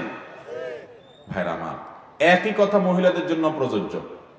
যে কথার কথা, ধরুন একজন মহিলা, তার স্বামী, তার বাপ মা তার প্রতি সুবিচার করছে না, তার ভাই বোন তার ভিতরে সুবিচার করছে না। হতে পারে এরকম যে বাপে জমি জমা আরেক ভাইকে দিয়ে দিচ্ছে, আপনার স্বামীকে দিচ্ছে না, অথবা আপনার মা অন্য ভাই বোনকে অনেক আদর যত্ন করে, আপনার দিকে খেয়াল করছে না। আপনার ভাই বোনরা তাদেরকে অনেক লালন পালন করছেন, অনেক ভরণ পোষণ দিচ্ছেন, তাদের পড়ালেখা করাইছেন, টাকা পয়সা খরচ করছেন, এখন তাদের দিনকাল ভালো, তারা আপনার দিকে তাকায়ও না। এরকম হতে পারে কি পারে না? তখন অনেক মহিলা আছে এগুলো দিয়া স্বামীকে, এগুলো অস্ত্র হিসেবে পায়, এক একটা আলপিনের মতো খোঁচায় বা স্বামীকে এগুলো দিয়ে কি করে? খোঁচায়। যে তোমার বাপটা কোনো মানুষ, তোমার মায়েটা কোনো কাজ করলো, তুমি কত কিছু করলা তাদের জন্য, ওরা তোমার বাচ্চার দিকে তো তাকাইলেও না, মানুষ হয়তো অমানুষ হয়। এই মহিলা হলো ব্যাককল মহিলা। এই মহিলার নাম কি মহিলা? নির্বোধ মহিলা।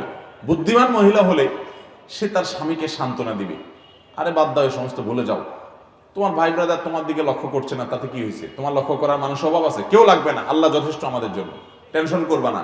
আর আম্মা আব্বা ওনারা বুড়া মানুষ, ওনাদের অনেক ভুলভাল হয়, আল্লাহ ওনাদেরকে মাফ করুক। মানুষ বয়স হয়ে গেলে অনেক উল্টা পাল্টা হয়, এগুলো এত মাথায় রাখতে হয় না, কোনো দরকার নাই। আল্লাহ ভরসা, আমাদের আল্লাহ হলে চলবে, কিচ্ছু লাগবে না। আরে আমরা তো দুজন দুজনের ভালোবাসি, আমরা তো ঠিক আছি, জগৎ উল্টে যাক, কিছু আসে যায় না।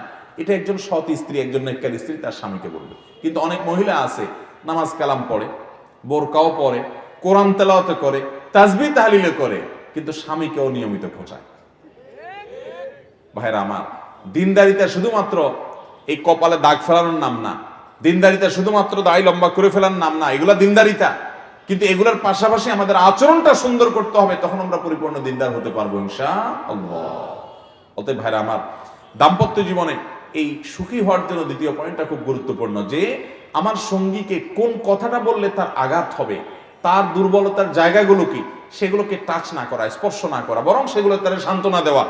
স্বামী স্ত্রীকে, স্ত্রী স্বামীকে, পরস্পর পরস্পরকে। আর স্বামী হিসাবে বিশেষভাবে ওই যে বললাম, শ্বশুরের লোকদের তারিফ করবেন। যত বেশি শ্বশুরের লোকদের তারিফ করবেন, তত বেশি দেখবেন আপনার স্ত্রী আপনার অনুগত থাকবে, সম্পর্কটা ভালো থাকবে। আপনি স্ত্রীকে দিয়ে, শুধু স্ত্রীর কথা বলবো না, স্বামীর ক্ষেত্রে একই কথা, দাম্পত্য জীবনে পামপট্টি দেওয়া জায়েজ আছে। দাম্পত্য জীবনে পামপট্টি দেওয়া কি আছে? একজন মুসলমানের চরিত্রে মানুষকে বেহুদা পামপট্টি দেওয়া এমনি ভালো কোনো গুণ না, এটা মুদাহানাত বলে, তেল মারা বলে। বুঝতে পারছেন? এটা এমনিতে ভালো গুণ না, কিন্তু স্বামী স্ত্রীর জন্য এটা ভালো গুণ না, এটা জায়েজ আছে। একটু ঘুরায় গাড়ায় বললেও জায়েজ আছে। আপনি যে আপনার বউকে বলেন যে তুমি চাঁদের চাইতেও সুন্দর। কিসের চাঁদ? আরে বাদ দাও চাঁদ টাঁদ। বাসায় ঢুকে হঠাৎ করে লাইটটা বন্ধ করে দিলেন। আরে লাইট বন্ধ করছে, লাইট দরকার নেই, তুমি থাকতে লাইট একেবারে নিষ্প্রয়োজন, কোনো দরকার নেই। শরবত বানায়া চিনিটা না দিয়া বললেন যে আঙ্গুলটা ধুয়ে একটু চুবাই দাও, কারণ তুমি চুবাই দিলে আর চিনি লাগবে না। আল্লাহ তোমার মধ্যে এত মিশ্রতা দিয়ে রাখছে, মাশাআল্লাহ। ভাই আর কয়টা শিখাই দিব? এই যে দুইটা কথা বললাম, এই দুইটা আমার শেখানো না, ডক্টর আয়াজ আল কারনি, সৌদি আরবের জনপ্রিয় আলেমে দ্বীন, এই দুইটা পয়েন্ট, এই যে বাসা ঢুকলে লাইট বন্ধ করে দেওয়া আর চিনির মধ্যে আঙ্গুল চুবাই দেওয়া, এটা ওনার পরামর্শ। উনি কোন এক ইউনিভার্সিটিতে অনেক লোকের মধ্যে বক্তব্য দেওয়ার পর বলেছেন যে আমার এই পরামর্শ শুনে অনেক দম্পতি তাদের দাম্পত্য জীবনে সুখী হয়েছে, আমাকে পার্সোনালি তারা জানাইছে যে এই ওষুধ কাজ করছে। তো এখন দুইটা উনি শিখাই দিছে, আর বাকিগুলো আপনাকে বের করতে হবে, প্রশংসা করতে শিখতে হবে। অনেক স্বামী আছে, অনেক স্ত্রী আছে প্রশংসা করতে জানে না, প্রশংসা করতে জানে না। প্রশংসা যদি আপনি করতে না জানেন, আপনি কখনো দাম্পত্য জীবনে সুখী হতে পারবেন না। আপনাকে প্রশংসা করতে শিখতেই হবে। প্রশংসা প্রথম প্রথম করলে একটু, বিশেষ করে সারা জীবন দুর্নাম করছেন, এখন ওয়াজ শুনে যায় যদি বোর একটু পাম্পটি দেন, বলবে ব্যাপার কি, তুমি পাম দিতেছো আমারে, ওই মৌলবীর ওয়াজ শুনে না। প্রথম প্রথম একটু বলবে, কিন্তু আপনি পাম বন্ধ করবেন না, এসব শুনে চালায় যাবে। আচ্ছা পাম না বলি, প্রশংসা, সুন্দর কথা বলি, প্রশংসা চালায় যাবেন, নিয়মিত যদি চালায় যান চালায় যান চালায় যান, এবং সিরিয়াসলি দিল থেকে, এটা উপর দিয়ে না, দিল থেকে তার ভালো গুণগুলো দেখেন, দেখে আপনি মুখে বলেন, স্বীকৃতি দিতে শিখেন। মানুষ স্বীকৃতি চায়। শুনেন, স্ত্রী এই কাজ করে না, ওই কাজ করে না, আপনার নাস্তা বানায় খাওয়ায় না, আপনার জামাটা গোছায় দেয় না, আপনার কথাটা শুনে না, তর্ক করে, হান করে, তান করে, বহু বদনাম করেন। তো আপনি নিজে কিছুদিন তার ভালো গুণগুলো খুঁটে খুঁটে বলা শিখেন, এগুলো প্রশংসাগুলো করতে শিখেন, এগুলো স্বীকৃতি দিতে শিখেন। নিয়মিত যখন এটা করতে থাকবেন, শুধুমাত্র প্রশংসা করে আপনি তাকে খুন পর্যন্ত করতে পারবেন। খুন করা বুঝেন? মানে তাকে দিয়ে সব করাতে পারবেন। একই কথা পুরুষদের বেলাও প্রযোজ্য। স্বীকৃতি দিতে হবে, কৃতজ্ঞতা আদায় করতে হবে। সবচেয়ে দাম্পত্য জীবনে অশান্তির মূল কারণ হলো অকৃতজ্ঞতা। সারা জীবন সুখে ছিল, একদিন একটু চুন থেকে নুন খসছে, তোমার সংসারে এসে সুখের দেখাটাই পেলাম না, জন্মটাই গেল আমার দুঃখে দুঃখে, কি পাইছি তোমার সংসারে এসে? এই এক কথা সব বরবাদ। আল্লাহ রাব্বুল আলামিন আমাদেরকে দাম্পত্য জীবনে সুখী হওয়ার জন্য এই শর্তটিও মেনে চলার তৌফিক দান করুন। তাহলে নিজের সঙ্গীর, স্বামী স্ত্রী যে আমরা বাংলা স্বামী বলি, স্বামী না, এটা সঙ্গী। সঙ্গী এবং সঙ্গিনী আমরা বলি স্বামী। স্বামী মানে তো প্রভু, মালিক। কোরআন এবং সুন্নাহ আমাদেরকে স্বামী স্ত্রীকে পরস্পর, আমরা যাদেরকে স্বামী স্ত্রী বলি, আমরা বোঝার জন্য স্বামী স্ত্রী বলতেছি, এভাবে স্বামী স্ত্রী বলে নাই। কোরআন হাদিস বলছে জাওজ, জাউজা। জাওজ মানে হলো সঙ্গী, জাউজা মানে সঙ্গিনী, আমার লাইফ পার্টনার, আমার জীবনের সঙ্গী। কিন্তু আমাদের এই অঞ্চলে বিশেষ করে হিন্দু ধর্ম মতে আপনার অনেক কুসংস্কারচ্ছন্ন বিশ্বাস ছিল, সতীদাহ ছিল, অনেক কিছু ছিল, মানে স্বামী অনেকটা প্রভুর মতো ছিল। তো ইসলাম সেটা বলে না। ইসলাম বলে স্বামী স্ত্রী পরস্পরের সঙ্গী। হ্যাঁ, একজনকে আল্লাহ রাব্বুল আলামিন আরেকজনের উপর অভিভাবক বানিয়েছেন, দায়িত্বশীল বানিয়েছেন। মানে এই না যে কেউ মালিক আর কেউ ভৃত্য, কেউ মালিক আর কেউ গোলাম, এরকম না, সঙ্গী। অতএব সে মানসিকতা নিয়ে চলতে হবে, এক অন্যের প্রশংসা করতে হবে। তাহলে দাম্পত্য জীবনে সুখী থাকার জন্য দ্বিতীয় পয়েন্টটা হলো নিজের সঙ্গীর, জীবন সঙ্গীর যে সমস্ত দুর্বল জায়গা আছে সেগুলো নিয়ে ঘাটাঘাটি করা যাবে না, বরং তার ভালোগুলো বলতে হবে। তার বাবার বাড়ির, তার ভাই বোনের, তার মা বাপের ভালোগুলো বলতে হবে। এগুলো যত বেশি বলা বলি করা হবে তত বেশি দাম্পত্য জীবনে সুখী হওয়া যাবে ইনশাআল্লাহ। নাম্বার 3, অন্যের সুখের মিথ্যা গল্প বলা যাবে না, এমনকি সত্য গল্প বলা যাবে না। সত্য গল্প বুঝেন? কোন বন্ধুর বাসায় খাইছেন, বন্ধুর বউ রান্না বাড়া করছে, ডাইলটা ছিল জোস, আইসা বাসায় বলে বললেন আরে কি ডাইল খাইলাম, ব্যাস দিলেন আর কি আগুন দিয়া, দিলেন আর কি পেট্রোল ঢাইলা সংসারে। এগুলা নির্বুদ্ধিতা।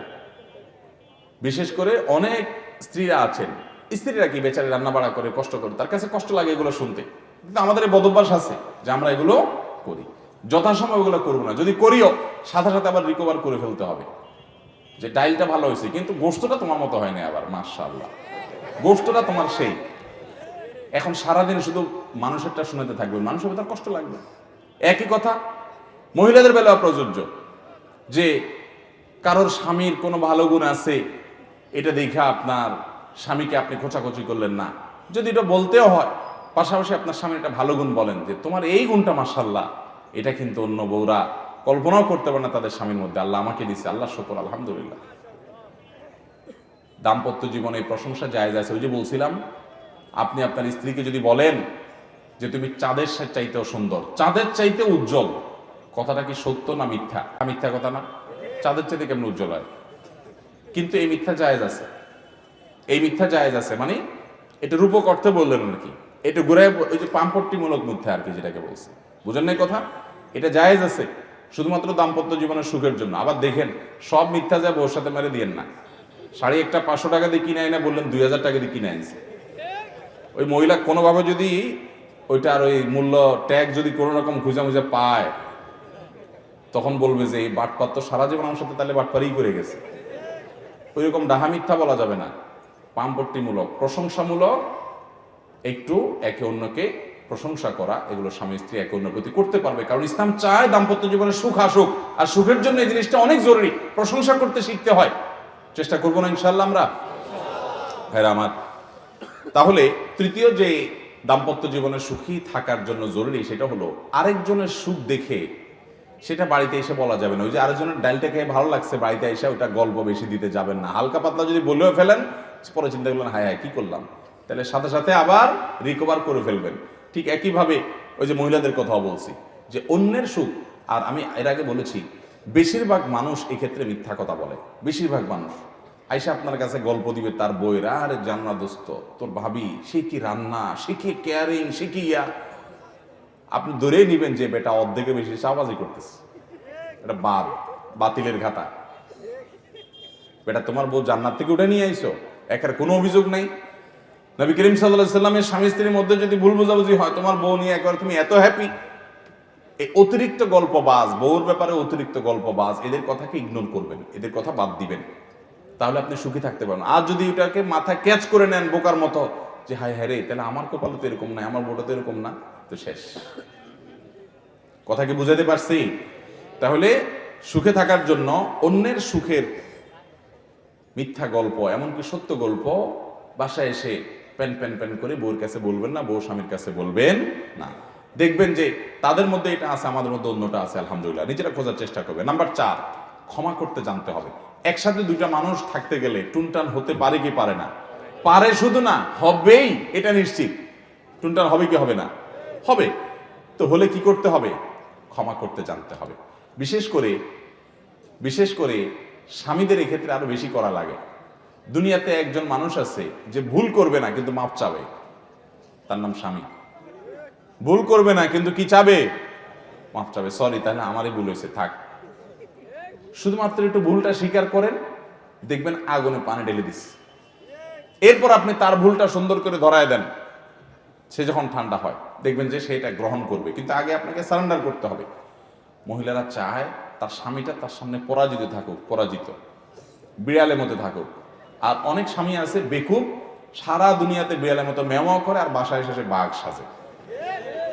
আরে ভাই, সারা জীবন বাঘ, বাইরে বাঘ সাজবেন সারা দুনিয়াতে, কিন্তু বাসায় আসতে বিড়ালের মতো হয়ে যাবে, তাহলে সুখে থাকতে পারবেন? আর তা না হলে মায়ের একটাও নিচে পড়বে না, সব পিঠে পড়বে। কথা কি বুঝাতে পারছি? এবং একই কথা আমার বোনদেরকে আমরা বলবো, ক্ষমা করতে জানতে হবে। স্বামীরও ভুল হতে পারে, ক্ষমা করতে জানতে হবে। এবং তেড়ামি করা যাবে না। অতিরিক্ত তেড়া মানুষ কখনো সুখী হতে পারে, মানুষ হিসেবে কষ্ট হতে পারে, জেদ হতে পারে, দুঃখ হতে পারে, ক্ষমা করে দিতে হবে। আপনার সঙ্গী সে একটু বেশি রাগী, তাহলে একটু মাথায় রাখেন যে সে রাগী, এবং হিসাব নিকাশ করে চলেন, এবং সবকিছু নিয়ে বাড়াবাড়ি করে না। কিছু হইলেই আপনি একবার সিরিয়াস হয়ে যাবেন, এটা উচিত না। আশরাফ আলী থানভী রহমতুল্লাহ আলাইহির কাছে এক লোক আসছে, এসে বলছে, হুজুর, আমার বাসায় বউটা এমন জ্বালাতন করে, বাহির থেকে সারা দুনিয়ার পেরেশানি সব কিছু মাথায় নিয়ে বাড়িতে আমি এসে ঢুকার পরে আমার বউ আমার সঙ্গে যুদ্ধ শুরু করে দেয়। আর বকা জকা, ঢুকতে দেরি, আমি ব্যাগটাও রাখতে পারি না, জামাটাও খুলতে পারি না, তার আগে সে আমার সাথে এই হান করলা কেন, তান করলা কেন, ওইটা হল না কেন, মানে ঘেউ ঘেউ ঘেউ ঘেউ শুরু করে। তার অত্যাচার আমি থাকতে পারি না, কি করবো, আমাকে বুদ্ধি দেন। তো আশরাফ আলী থানভী রহমতুল্লাহ বলছেন যে বুদ্ধি হইল, তুমি তোমার বাড়িতে ঢোকার আগে দরজায় কলিং বেল টিপে বা দরজা খটখট করে তুমি আসছো এই খবর জানাইবা, তারপর বউ দরজা খুলবে, তারপরে সে তোমার সাথে রাব বিহেভ করবে, তোমার চেহারা দেখে বকাঝকা শুরু করবে, এটা নাই কেন, এটা নাই কেন, ইত্যাদি। তো তুমি দরজার সামনে গিয়ে দরজায় নক করার আগে কয়েক সেকেন্ডের জন্য একটু দাঁড়াবা। আচ্ছা, দাঁড়ায় কি করব? দাঁড়ায় তুমি চিন্তা করবা যে ধরা যাক আমার বাসায় একটা পাগলা কুত্তা আছে, এটা ধরা যাক বউ আছে ভিতরে, এটা পাগলা কুত্তা আছে, তো সে মানুষ দেখলে অযথায় হুদাই ঘেউ ঘেউ করে, এটা ধরা যাক, কিন্তু দেখেন আবার ধরছেন। তো থানভী বলছেন যে এটা ধরে নিবেন, এটা ধরে নিয়ে আপনি কয়েক সেকেন্ড অপেক্ষা করে এরপরে বিসমিল্লাহ বলে দরজা নক করবেন। নক করবা, খোলার পর যদি যুদ্ধ শুরু হয়ে যায়, তো সাথে সাথে আপনি ওই কল্পনার জগতে চলে যাবেন যে আগে ধরে নিছি যে ওইটাই। তো যখন এটা আপনি মনে করবেন, তখন আর আপনার কষ্ট হবে না যে ওইটা তো কাঙ্ক্ষিত, এটা তো হওয়ার কথা ছিল, এটা পাত্তা দিবেন না। তো লোকটা ঠিকই আয়সা বাসায় ওইটা অ্যাপ্লাই করছে, ওই সিস্টেম। আয়সা চিন্তা করছে যে বাসায় গেলেই তো ঘেউ ঘেউ শুরু হবে, এটা আমি মাইনে নিলাম, আমার বাসায় এরকম কিছু আছে। বিসমিল্লাহ বলে নক করছে, খুলছে, শুরু হয়ে গেছে যুদ্ধ। তো একটা পর্যায়ে, প্রতিদিন কি আর এভাবে শুরু হয়, একটা পর্যায়ে শুরু হয়। তো যাই হোক, এটা যখন শুরু হয়েছে তখন ভদ্রলোক মনে মনে ওইটা চিন্তা করছে। ওইটা চিন্তা করার পরে তার মনের মধ্যে পিক করে সে হেসে দিচ্ছে। এবার বউ উল্টা আবার খেপছে, তুমি হাসলা কেন? প্রতিদিন আমি চেতলে তুমিও চেতো, দুজন মিলে আমরা যুদ্ধ করি, চুলাচুলি করি, আজকে দিয়ে কাহিনী ভিন্ন। আমি চেততেছি আর তুমি পিক পিক করে হাসতেছো, কাহিনী কি? মিটমিট করে হাসের কাহিনীটা কি? স্বামী তো বলে না, না না কিচ্ছু না কিচ্ছু না, তুমি চালাও, তুমি তোমারটা চালাও। বই কি আপনার আর ঝগড়ার মুডই নষ্ট হয়ে গেছে বেচারি। কিসের ঝগড়া করবো, আমি করতেছি ঝগড়া, সে হাসতেছে। তাহলে তো এক হাতে তালি বাজে না, কেমনি কি? এবার স্বামীরে বহুত পাম্পট্টি দিচ্ছে যে আচ্ছা বলো কি কাহিনী, কি আমার বলো। বহুত আদর যত্ন করে পাম্পট্টি দিয়া টিয়া তার কাছ থেকে বাহির করার চেষ্টা করেছে। স্বামীও বেকুব স্বামী বলে দিছে, দেখো এক হুজুরের কাছে গেছি, উনি আমাকে এই বুদ্ধি দিছে, আমি সেই বুদ্ধি মানছি, আমার এখন আর কষ্ট হয় না, তুমি গেউ গেউ করলে আমার ওই চিত্র মাথায় আসে, আমার হাসি আসে।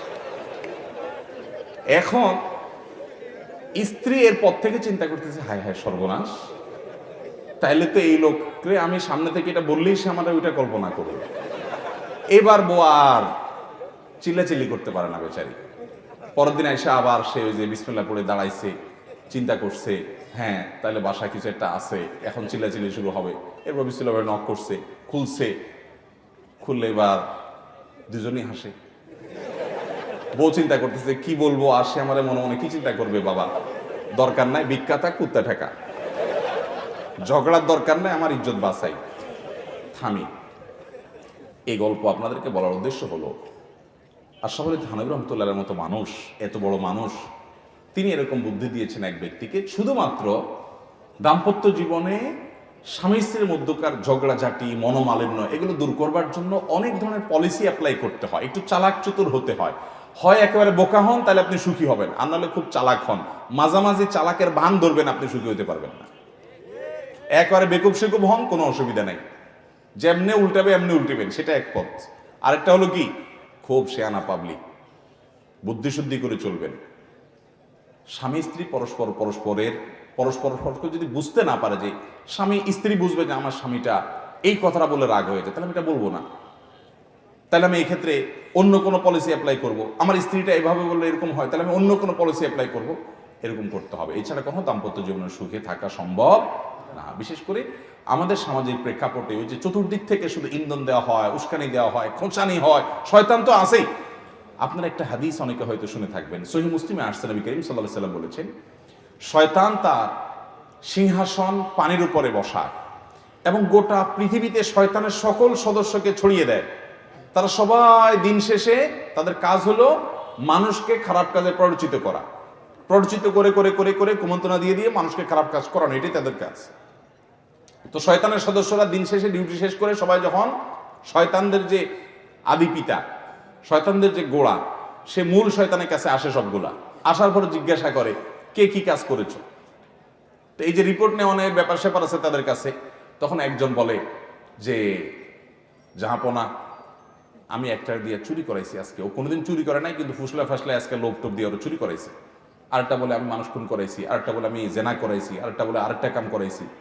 তো শয়তান বলে ঠিক আছে, শয়তানি হইছে, মাগার সন্তুষ্ট হওয়ার পর যায় না। একটা এসা বলে যে স্বামী স্ত্রীর মধ্যে আমি কঠিন আকারে সম্পর্ক নষ্ট করে দিয়েছি, যুদ্ধ বাঁধিয়ে দিয়েছি, গন্ডগোল লাগাই দিয়েছি, এমনকি বিচ্ছেদ করে ছেড়ে দিয়েছি। শয়তান তখন বলে হ্যাঁ তুমি আসল কাজ করেছো, এবং এতে শয়তান সবচেয়ে বেশি খুশি হয়। নবী করিম সাল্লাল্লাহু আলাইহি ওয়াসাল্লাম হাদিসে বর্ণিত বিষয়। অতএব ভাইরা আমার, আপনার স্ত্রীর সাথে যদি আপনার মনোমালিন্য তৈরি হয়, তাহলে বুঝবেন সবচেয়ে বেশি খুশি হচ্ছে কে? আপনার সাথে আপনার স্ত্রীর কোনো বিষয় নিয়ে ঝগড়া হয়েছে, কোনো বিষয়ে মনোমালিন্য হয়েছে, হতে পারে দুজনে কথাবার্তা বন্ধ বা একটু দূরে আছেন, সাথে সাথে এই হাদিসটি মাথায় আনবেন যে আপনাদের মধ্যকার এই দূরত্ব সৃষ্টি করে শয়তান সবচেয়ে বেশি ক্রেডিট নিবে তার গুরুর কাছ থেকে, এবং শয়তানের সবচেয়ে বড় অর্জন হলো যে সে আপনার মধ্যে, আপনার স্ত্রীর মধ্যে দূরত্ব সৃষ্টি করতে পারছে। অতএব আল্লাহকে খুশি করার জন্য, শয়তানের মুখ ধুলায় দূষিত করবার জন্য, তার মুখে ছাই মারার জন্য আপনি সাথে সাথে নিজের ভুল নিজে না হলেও আপনি আপনার স্ত্রীর সাথে, আপনার স্ত্রী আপনার স্বামীর সাথে আপনি মিশে যাওয়ার চেষ্টা করবেন, সরি বলে আগায় যাবেন, দূরত্ব কমায় নেবেন, তাতে শয়তান নাখোশ হবে আর আল্লাহ রাব্বুল আলামিন খুশি হয়ে যাবে। চেষ্টা করে যাবেন ইনশাআল্লাহ। ভাইরা আমার, দাম্পত্য জীবনে সুখী হওয়ার জন্য একটু ছাড় দিতে হয়, একটু ছোট হতে হয়। এক্ষেত্রে ছোট হলে আল্লাহ তাআলা আপনাকে বড় করবেন, এবং নিজের বউয়ের কাছে, নিজের স্বামীর কাছে আপনি ছোট হলে এই ছোট হওয়া নয়, শয়তান আপনাকে ফুসলাবে, আরে মাথা খারাপ, ছোট হওয়া যাবে, ভুল করছে সে আগে মাপ চাক, সে আগে কথা বলুক, সে আগে সরি বলুক, ঠিক আছে সে আগে বললে সেটা বেশি ভালো, তার করা উচিত, কিন্তু আমি ভালো কাজের সুযোগ পেলে সেটা ছাড় দেব না। তাহলে ভাইরা, 3 নম্বর পয়েন্ট বলেছি দাম্পত্য জীবনে সুখী হওয়ার জন্য, যে 4 নম্বর পয়েন্ট বলেছি দাম্পত্য জীবনে সুখী হওয়ার জন্য একে অন্যকে ক্ষমা করতে জানতে হবে। একে অন্য কি করতে জানতে হবে? ক্ষমা করতে জানতে হবে, ভুল ত্রুটিগুলো মাফ করা শিখতে হবে। অনেক সময় ভুল হয় নাই, তবুও সরি বলতে হবে এবং একটু ডিপ্লোম্যাটিক হতে হবে কোনো কোনো ক্ষেত্রে। আল্লাহ তাআলা আমাদেরকে তৌফিক দান করুন। 5 নম্বর হলো বিবাহকে হারাম মুক্ত রাখতে হবে। এখনকার বিয়ে শাদীগুলোতে হারামের আয়োজন ছাড়া কয়টা বিয়ে হয়? যৌতুক ছাড়া বিয়ে কয়টা হয়? মেয়ের বাপেরা মোহর বিশাল বড় বড় অঙ্ক হাঁকায় থেকে বসে থাকেন, বিয়েটারে ব্যবসা বানায় নিছেন। ছেলেরা তাদের বিয়ে উপলক্ষে ব্যান্ড পার্টি, ডিজে পার্টি এনে গান বাজনা বাদ্যযন্ত্র হারামের বহু উপাদান দিয়ে তারপর বিয়ে শাদী করে। গায়ে হলুদের নামে, অমুকের নামে, তমুকের নামে নারী পুরুষ ঢলাঢলি, মাখামাখি, বেপর্দা, অশ্লীলতা, হারাম, এগুলো বিয়ের শাদীতে আজকাল অহরহ হয় কি হয় না? এগুলোর কারণে যে বিয়ের শুরুতেই হারাম হয় সেখানে আল্লাহ তাআলা বরকত রাখবেন। এই জন্য দাম্পত্য জীবনের সুখী হওয়ার জন্য বিবাহকে হারাম মুক্ত রাখতে হবে। যে যুবকরা যারা বিয়ে করেন নাই, পরিকল্পনা করবেন যে আমার বিবাহ হবে সম্পূর্ণ হারাম মুক্ত, আমার বিয়েতে কোনো হারাম থাকবে না, কোনো বাদ্যযন্ত্রের ব্যবহার, কোনো গান, কোনো ডিজে পার্টি, কোনো ব্যান্ড পার্টি, কোনো যৌতুক, কোনো মানুষের কষ্ট দেওয়া, কোনো বরযাত্রী যাওয়া, এগুলো হবে না। বরযাত্রী বুঝেন তো কোনটা? নিজের 14 গোষ্ঠী আত্মীয় স্বজন, গ্রামের 200, 300, 400 মানুষ নিয়ে মেয়ের বাপের বাড়িতে যায় বেহায়ার মতো, চাঁদাবাজির মতো যায় খাইয়া আসা, এটারে বলে কি? বরযাত্রী। আপনারা নাম দিয়েছেন বরযাত্রী, আর আমি নাম দিয়েছি এটার বরযাত্রী। শরীয়ত বিয়ে উপলক্ষে একটা খানার কথা বলছে, সেটা ছেলে খাওয়াবে, বিয়ে করার পর স্ত্রীকে উঠে নিয়ে আসছে, বাসর হয়েছে, ওলিমা খাওয়াবে সবাইরে। আপনার আত্মীয় স্বজন যত দরকার সবাইরে খাওয়ান। আপনার আত্মীয় স্বজন ওই মেয়ের বাপেরে খাওয়াইতে বাধ্য করতেছেন, এটা কোন চাঁদাবাজি? আত্মীয় আপনার খাওয়াবে ওই বেচারা, তার কি ঠেকা পড়ছে? এই জন্য এই বরযাত্রী মুক্ত বিবাহ, ডিজে পার্টি মুক্ত বিবাহ, ব্যান্ড পার্টি মুক্ত বিবাহ, যৌতুক মুক্ত বিবাহ এবং অন্য যত হারাম আছে, এই যে গায়ে হলুদ, গায়ে মরিচ ইত্যাদি ইত্যাদি, এই সমস্ত হারাম মুক্ত বিয়ে করতে হবে ইনশাআল্লাহ। যুবকরা চেষ্টা করবে তো ইনশাআল্লাহ? বিয়ে কয়বার হবে জীবনে? বেশি হলেও জায়েজ আছে, কিন্তু একবার করতেই তো অবস্থা খারাপ। সে একবারই যখন হবে সে বিয়েকে গুনাহ মুক্ত করার সংকল্প করতে হবে। ঠিক আছে তো ইনশাআল্লাহ? মুশকিল হলো যুবকরা নিজেদের বিয়েতে, ওই যে একটা কথা আছে না বাংলায়, যার বিয়ে তার খবর নাই, পাড়াপড়শির ঘুম নাই। বিয়ে করবা ভাই তুমি, তোমার ফুর্তি এত নাই, তোমার ছোট ভাই এসে বলবে, ভাগিনা এসে বলবে, ভাতিজা এসে বলবে, মামা, চাচা, ভাইয়া, বন্ধু এসে বলবে, দোস্ত আরে ব্যান্ড পার্টি ছাড়া হয় নাকি, আরে আমাদের ভালো লাগতেছে না, আরে তুমি বাধা দিও না, সব ক্ষেত্রে এত ইয়ে করে পারা যায় না, এত ইসলাম মাইনা পারা যায় না, ফুসলা ফাসলা তারা তোমরা দিয়ে আকাম করবে। তুমি আগে থেকে পরিকল্পনা করো যে আমার বিয়ে উপলক্ষে কোনো ডিজে পার্টি, ব্যান্ড পার্টি হতে দেব। একটা সভ্য সমাজে ডিজে পার্টি, ব্যান্ড পার্টির আওয়াজে আশেপাশে মানুষের ঘুম হারাম হবে, জীবন অতিষ্ঠ হবে, এটা কখনো কোনো সভ্য সমাজে গ্রহণযোগ্য হতে পারে। তোমার গান শুনতে মনে চাইছে, হেডফোন দিয়ে তুমি গান শুনতে শুনতে জাহান্নামে চলে যাও, কিন্তু তাই বলে আশপাশের মানুষের ঘুম হারাম করবা, সবাইকে বাধ্য করবা, এটা ইসলাম হতে পারে? এটা মনুষ্যত্ব হতে পারে? এমনকি কোরআনে কারীমের তেলাওয়াতে আপনি যদি একেবারে হাই ভলিউমে আপনার বড় বড় বক্স ভাড়া করে এনে আপনি চালায় দেন, আশেপাশে সবাই মোবাইলে কথা বলতে পারে না, এত বিকট আওয়াজ হয়, এটা কি ইসলামে অনুমোদন করে? না, জায়েজ নাই ভাই। আল্লাহ রাব্বুল আলামিন এই অসভ্যতাগুলো থেকে আমাদেরকে বিরত থাকার তৌফিক দান করুন। কয়টা বিয়ে হয় এখন ব্যান্ড পার্টি, ডিজে পার্টি ছাড়া? বলেন। প্রায় শতভাগ বিয়েতেই হয়, ইল্লামান রাহমা রাব্বি, হাতে গোনা কিছু মানুষ শুধু বাদ থাকে। অতএব যুবকরা কারা কারা নিয়ত করছে যে আমার বিয়েতে কোনো ব্যান্ড পার্টি, ডিজে পার্টি করা হবে না? আল্লাহ তাআলা সবাইকে তৌফিক দান করুন। আপনার মন মাশাআল্লাহ মাশাআল্লাহ। তাহলে ভাই 5 নম্বর বলেছিলাম, দাম্পত্য জীবনে সুখী হওয়ার জন্য বিবাহকে হারাম মুক্ত করতে হবে। হারাম মুক্ত বিয়ে না করলে দাম্পত্য জীবনে সুখী হওয়া যাবে। হারাম মুক্ত বিয়ে করব, ঠিক আছে তো ইনশাআল্লাহ? হারাম মুক্ত বিয়ের আরেকটা পয়েন্ট বলি। আজকাল দেখা যায় কমিউনিটি সেন্টার ভাড়া করে ছেলেকে মূর্তির মতো সাজায় গোজায়, মেয়েকেও মূর্তির মতো সাজায় গোজায়া আটা ময়দা ইত্যাদি মাখায় টাখায় নিয়ে বসায় রাখে। এই যে বসায় রাখছে, আসরের পরে নিয়ে বসাইছে, এই বেচারারা ভূতের মতো রাত 12টা-1টা মতো বসায় রাখছে। এর অজু কেমনে করে বলেন? এই আটা ময়দার উপর দিয়ে অজু করলে হবে? উপরে পুরো স্তর পড়ে গেছে, লেয়ার পড়ে গেছে, তাহলে তার ত্বকে পানি পৌঁছে কেমন উজু করতে পারে? অনেক নামাজি মানুষ আছে যে নামাজ পড়ে 5 ওয়াক্ত কিন্তু বিয়ের দিন নামাজ পড়ে না, আছে না নেই? ভাইরা আমার, এই যে হারাম, কয়টা হারামের কথা বলবো বিয়ের মধ্যে? আপনার বিয়ে উপলক্ষে আপনি বাধ্য করবেন যে না, আমার বিয়েতে অতিথি যারা আসবে তাদের নারী পুরুষ ঢলাঢলি করে মাখামাখি করবে, এটা হবে না। নারীদের জন্য আলাদা ব্যবস্থা থাকবে, পুরুষদের জন্য আলাদা ব্যবস্থা থাকবে। নারী পুরুষকে একত্র করে ফেলতে চায় শয়তান। কে করতে চায়? এই সমাজে শিক্ষার নামে, সংস্কৃতির নামে, বিনোদনের নামে, নানা নামে যারা নারী পুরুষকে মাখামাখি করায় ফেলতে চায় তারা এই সমাজের শত্রু। তারা পরিবারগুলো সুখে থাকুক সেটা তারা চায় না। এরা শয়তানের ক্রীড়ানক। এরাই এই সমাজকে সবচেয়ে বেশি অস্থিতিশীল করতে চায়। আল্লাহর বিধানের বাইরে যাওয়ার ভিতরে কোনো কল্যাণ হতে পারে? সব জগতের আমি মুসলমান, আমার বিয়েতে ইসলাম থাকবে, অতএব হারাম আমি ঢুকতে দিব না। যৌতুক তো হবেই না, ব্যান্ড পার্টি ডিজে পার্টিতে হবে, ডিজে পার্টিতে হবেই না, গায়ে হলুদ গায়ে মরিচের নাম দিয়া মহিলা পুরুষ ঢলাঢলিতে হবেই না, গান বাজনা ইত্যাদি এগুলো তো হবেই না। বিশেষ করে হারাম যেগুলো আমাদের সমাজে করা হয়ে থাকে মানুষকে অতিষ্ঠ করে। এর পাশাপাশি বিয়ের অনুষ্ঠানে ওই মেকআপের নাম দিয়া আটা ময়দা মাখাইয়া আপনি ঘন্টায় ঘন্টা বসে থাকলেন, নামাজের পর নামাজ গেল যে জীবনে একবারই তো বসে থাকি ভূতের মতো, কি লাভ? যদি মাখেনও তো সেগুলো তাড়াতাড়ি দূর করে নামাজ পড়ে এসে তারপরে বসবেন। মুশকিল হলে তখন তো আপনার ওই যে গোমর ফাঁস হয়ে যাবে। যাক, তবুও নামাজ ছাড়া যাবে এবং নারী পুরুষের মিশ্রণ, বিবাহ অনুষ্ঠান ইত্যাদি এগুলো হবে না। আল্লাহ আমাদেরকে তৌফিক দান করুন। তাহলে দাম্পত্য জীবনের সুখে থাকার জন্য 5 নম্বর শর্ত হলো হারাম মুক্ত বিবাহ। 6 নম্বর হলো স্বামী স্ত্রী পরস্পরকে সময় না দেওয়া আজকের যুগে দাম্পত্য কলহের অন্যতম কারণ। স্বামী স্ত্রী পরস্পরকে সময় দিতে হবে। কি দিতে হবে? সময় দিতে হবে। বাসায় ঢুকবেন মোবাইল টিপতে টিপতে, আবার বাইরে হওয়ার সময় মোবাইল টিপতে টিপতে বাইরে হবেন, আইসা দপ করে বসে সোফার মধ্যে চেয়ারের মধ্যে বসে আবার মোবাইল টিপবেন, ফেসবুক ইউটিউব টিপবেন, হোয়াটসঅ্যাপ টিপবেন, টিকটক টিপবেন, হ্যাঁ, ফেসবুকের কাগজে বন্ধুদের হক আদায় করবেন নিজের বউ থুইয়া। মনে রাখবেন এটা ইসলামে কখনো জায়েজ হতে পারে। এমনকি মহিলারাও আজকাল কি অবস্থা দেখা যায়, তার বান্ধবী নিয়ে, তারপরে বিভিন্ন সিরিয়াল নিয়ে এমন এঙ্গেজ হয়ে গেছে মোবাইল ফোনে।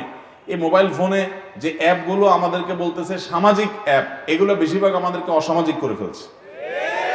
নিজের ঘরের স্ত্রী থেকে স্বামীকে দূরে সরাই ফেলতেছে, স্বামী থেকে স্ত্রীকে, স্ত্রী থেকে স্বামীকে, বাপ থেকে সন্তানকে, সন্তান থেকে বাপ মা, একজন থেকে আরেকজনকে পৃথক করে ফেলছে। মনে রাখবেন স্বামী স্ত্রী একে অন্যকে সময় দেওয়া আবশ্যক, ফরজ। স্বামী স্ত্রী যদি কেউ কারোর সময় না দেয়, হক আদায় না করে, তাহলে তারা গুনাহগার হবে, আল্লাহর কাছে এর জন্য জবাবদিহি করা লাগবে। স্বামী স্ত্রী পরস্পর সময় দিতে হবে। সময় দিলে অর্ধেক সমস্যা দেখবেন দূর হয়ে যাবে। আজকাল দাম্পত্য জীবনে অশান্তি একটা বড় কারণ হলো সময় না দেওয়া। অতএব আপনি বাসা আসলে তাকে সময় দিবেন, বাসার বাইরেও তাকে সময় দিবেন। আমাদের সবচেয়ে বেশি উত্তম আচরণের পাওয়ার হকদার হলো আমাদের স্বামী এবং স্ত্রী পরস্পর। স্বামীর জন্য স্ত্রী আর স্ত্রীর জন্য স্বামী সবচেয়ে বেশি ভালো আচরণ পাওয়ার হকদার। কিন্তু দেখা যায় সবচেয়ে বেশি ছেঁচড়ামি হয় এই দুজনের মধ্যেই। আছে না নাই? দোকানদারি করতেছেন, কাস্টমার আসছে মহিলা, সুন্দর করে চেয়ারটা পাইতে দেন, আপা বসেন, করেন কি করেন না? দোকানের ছেলেটাকে বলেন এই তাড়াতাড়ি আপার জন্য চা নিয়ে আয়। আপা কি লাগবে বলেন, খুব মিষ্টি মিষ্টি শুরু, তাই না? এর মধ্যে যদি বউটা ফোন দেয়, ফোন নম্বরটা দেখেই মেজাজটা গরম হয়ে যায়। আছে না অনেক এরকম? ফোন ধরে একটা ঝাড়ি, কি বলবা জলদি বলো, তোমার কোনো কাজ কাম নাই, সারাদিন একটু পর পর শুধু ফোন মারো, বেচা কেনা করতে পারি না। জি আপা বলেন কি, আছে না নেই? যে আপনার সবচেয়ে বেশি সুন্দর আচরণ পাওয়ার দরকার তার সাথে করলেন ছেঁচড়ামি। আর যার সাথে আপনাকে আল্লাহ তাআলা নির্দেশ করেছে যে আপনি কোমল কণ্ঠে কথা বলবেন না, কোনো প্রকার ফিতনার দুয়ার খুলবেন না, প্রয়োজনীয় কথা বলবেন ছাট ছাট কাট কাট, সেখানে এসে মধু মাখায় কথা বলতেছেন। আছে না নাই? একই কথা মহিলাদের মধ্যেও আছে, আছে না? অন্য কোনো নাম্বার থেকে কোনো পুরুষ ফোন করছে, জি কে বলছেন বলেন ভাই, কে বলছেন, খুব সুন্দর করে। আর স্বামী ফোন দিছে, কি তোমার কাজ কাম নেই আজকে? এই খোঁচাখুচিগুলো পরস্পর করে কি করে না? ভাইরা আমার, নবী করিম সাল্লাল্লাহু আলাইহি সাল্লাম তার স্ত্রীদের সাথে তার সম্পর্ক ছিল অত্যন্ত সুনিবিড়, অত্যন্ত সুনিবিড়। ডক্টর খন্দকার আব্দুল্লাহ জাহাঙ্গীর রহমাহুল্লাহ তার এক বক্তব্যে বলেছিলেন যে অনেক সময় ধরেন একটা মসজিদে দান করার খুব একটা জরুরি না, শৌখিনতার কোনো একটা আইটেম আছে, এটা কেনা হবে, আপনি সেই মসজিদে দান করার একটা অপশন আসছে, আপনার কাছে 20টা টাকা আছে, ওইটা দিয়ে আপনি মসজিদে দান করতে পারেন। আবার এদিকে আপনার স্ত্রী তার জন্য আপনি ভরণ পোষণ দেওয়া দরকার, তার জন্য কিছু খাবার কেনা দরকার, তার গরমে কষ্ট করছে, একটু আইসক্রিম দরকার। আপনি ওই 20 টাকা যদি মসজিদে যদি খুব বেশি দরকার থাকে দিলেন, কিন্তু খুব বেশি দরকার নাই, তাহলে ওই টাকা দিয়ে আপনি যদি একটা আইসক্রিম কিনে বইয়ের জন্য নিয়ে যান, ভালোবাসা সৃষ্টি হওয়ার জন্য, সম্পর্ক বাড়ানোর জন্য, তাহলে সব বরং একটু বেশি হবে। বুঝেন নাই কথা? সাধারণ অবস্থাতে আপনার স্ত্রী, এবং এবার একটা হাদিস আছে, নবী সাল্লাল্লাহু আলাইহি ওয়াসাল্লাম বলেছেন, তোমার অনেক সওয়াবের কাজ, অনেক ভালো কাজ, সেই জায়গায় খরচ করার চাইতে তোমার স্ত্রীর মুখে খাবার তুলে দেওয়া অধিকতর উত্তম। তবে হ্যাঁ, এর মানে এই না যে মসজিদের ফরজ কাজ, অন্য সব কাজ বাদ দিয়ে শুধুমাত্র বউর জন্য আইসক্রিমই কিনতে থাকবে, এটা না।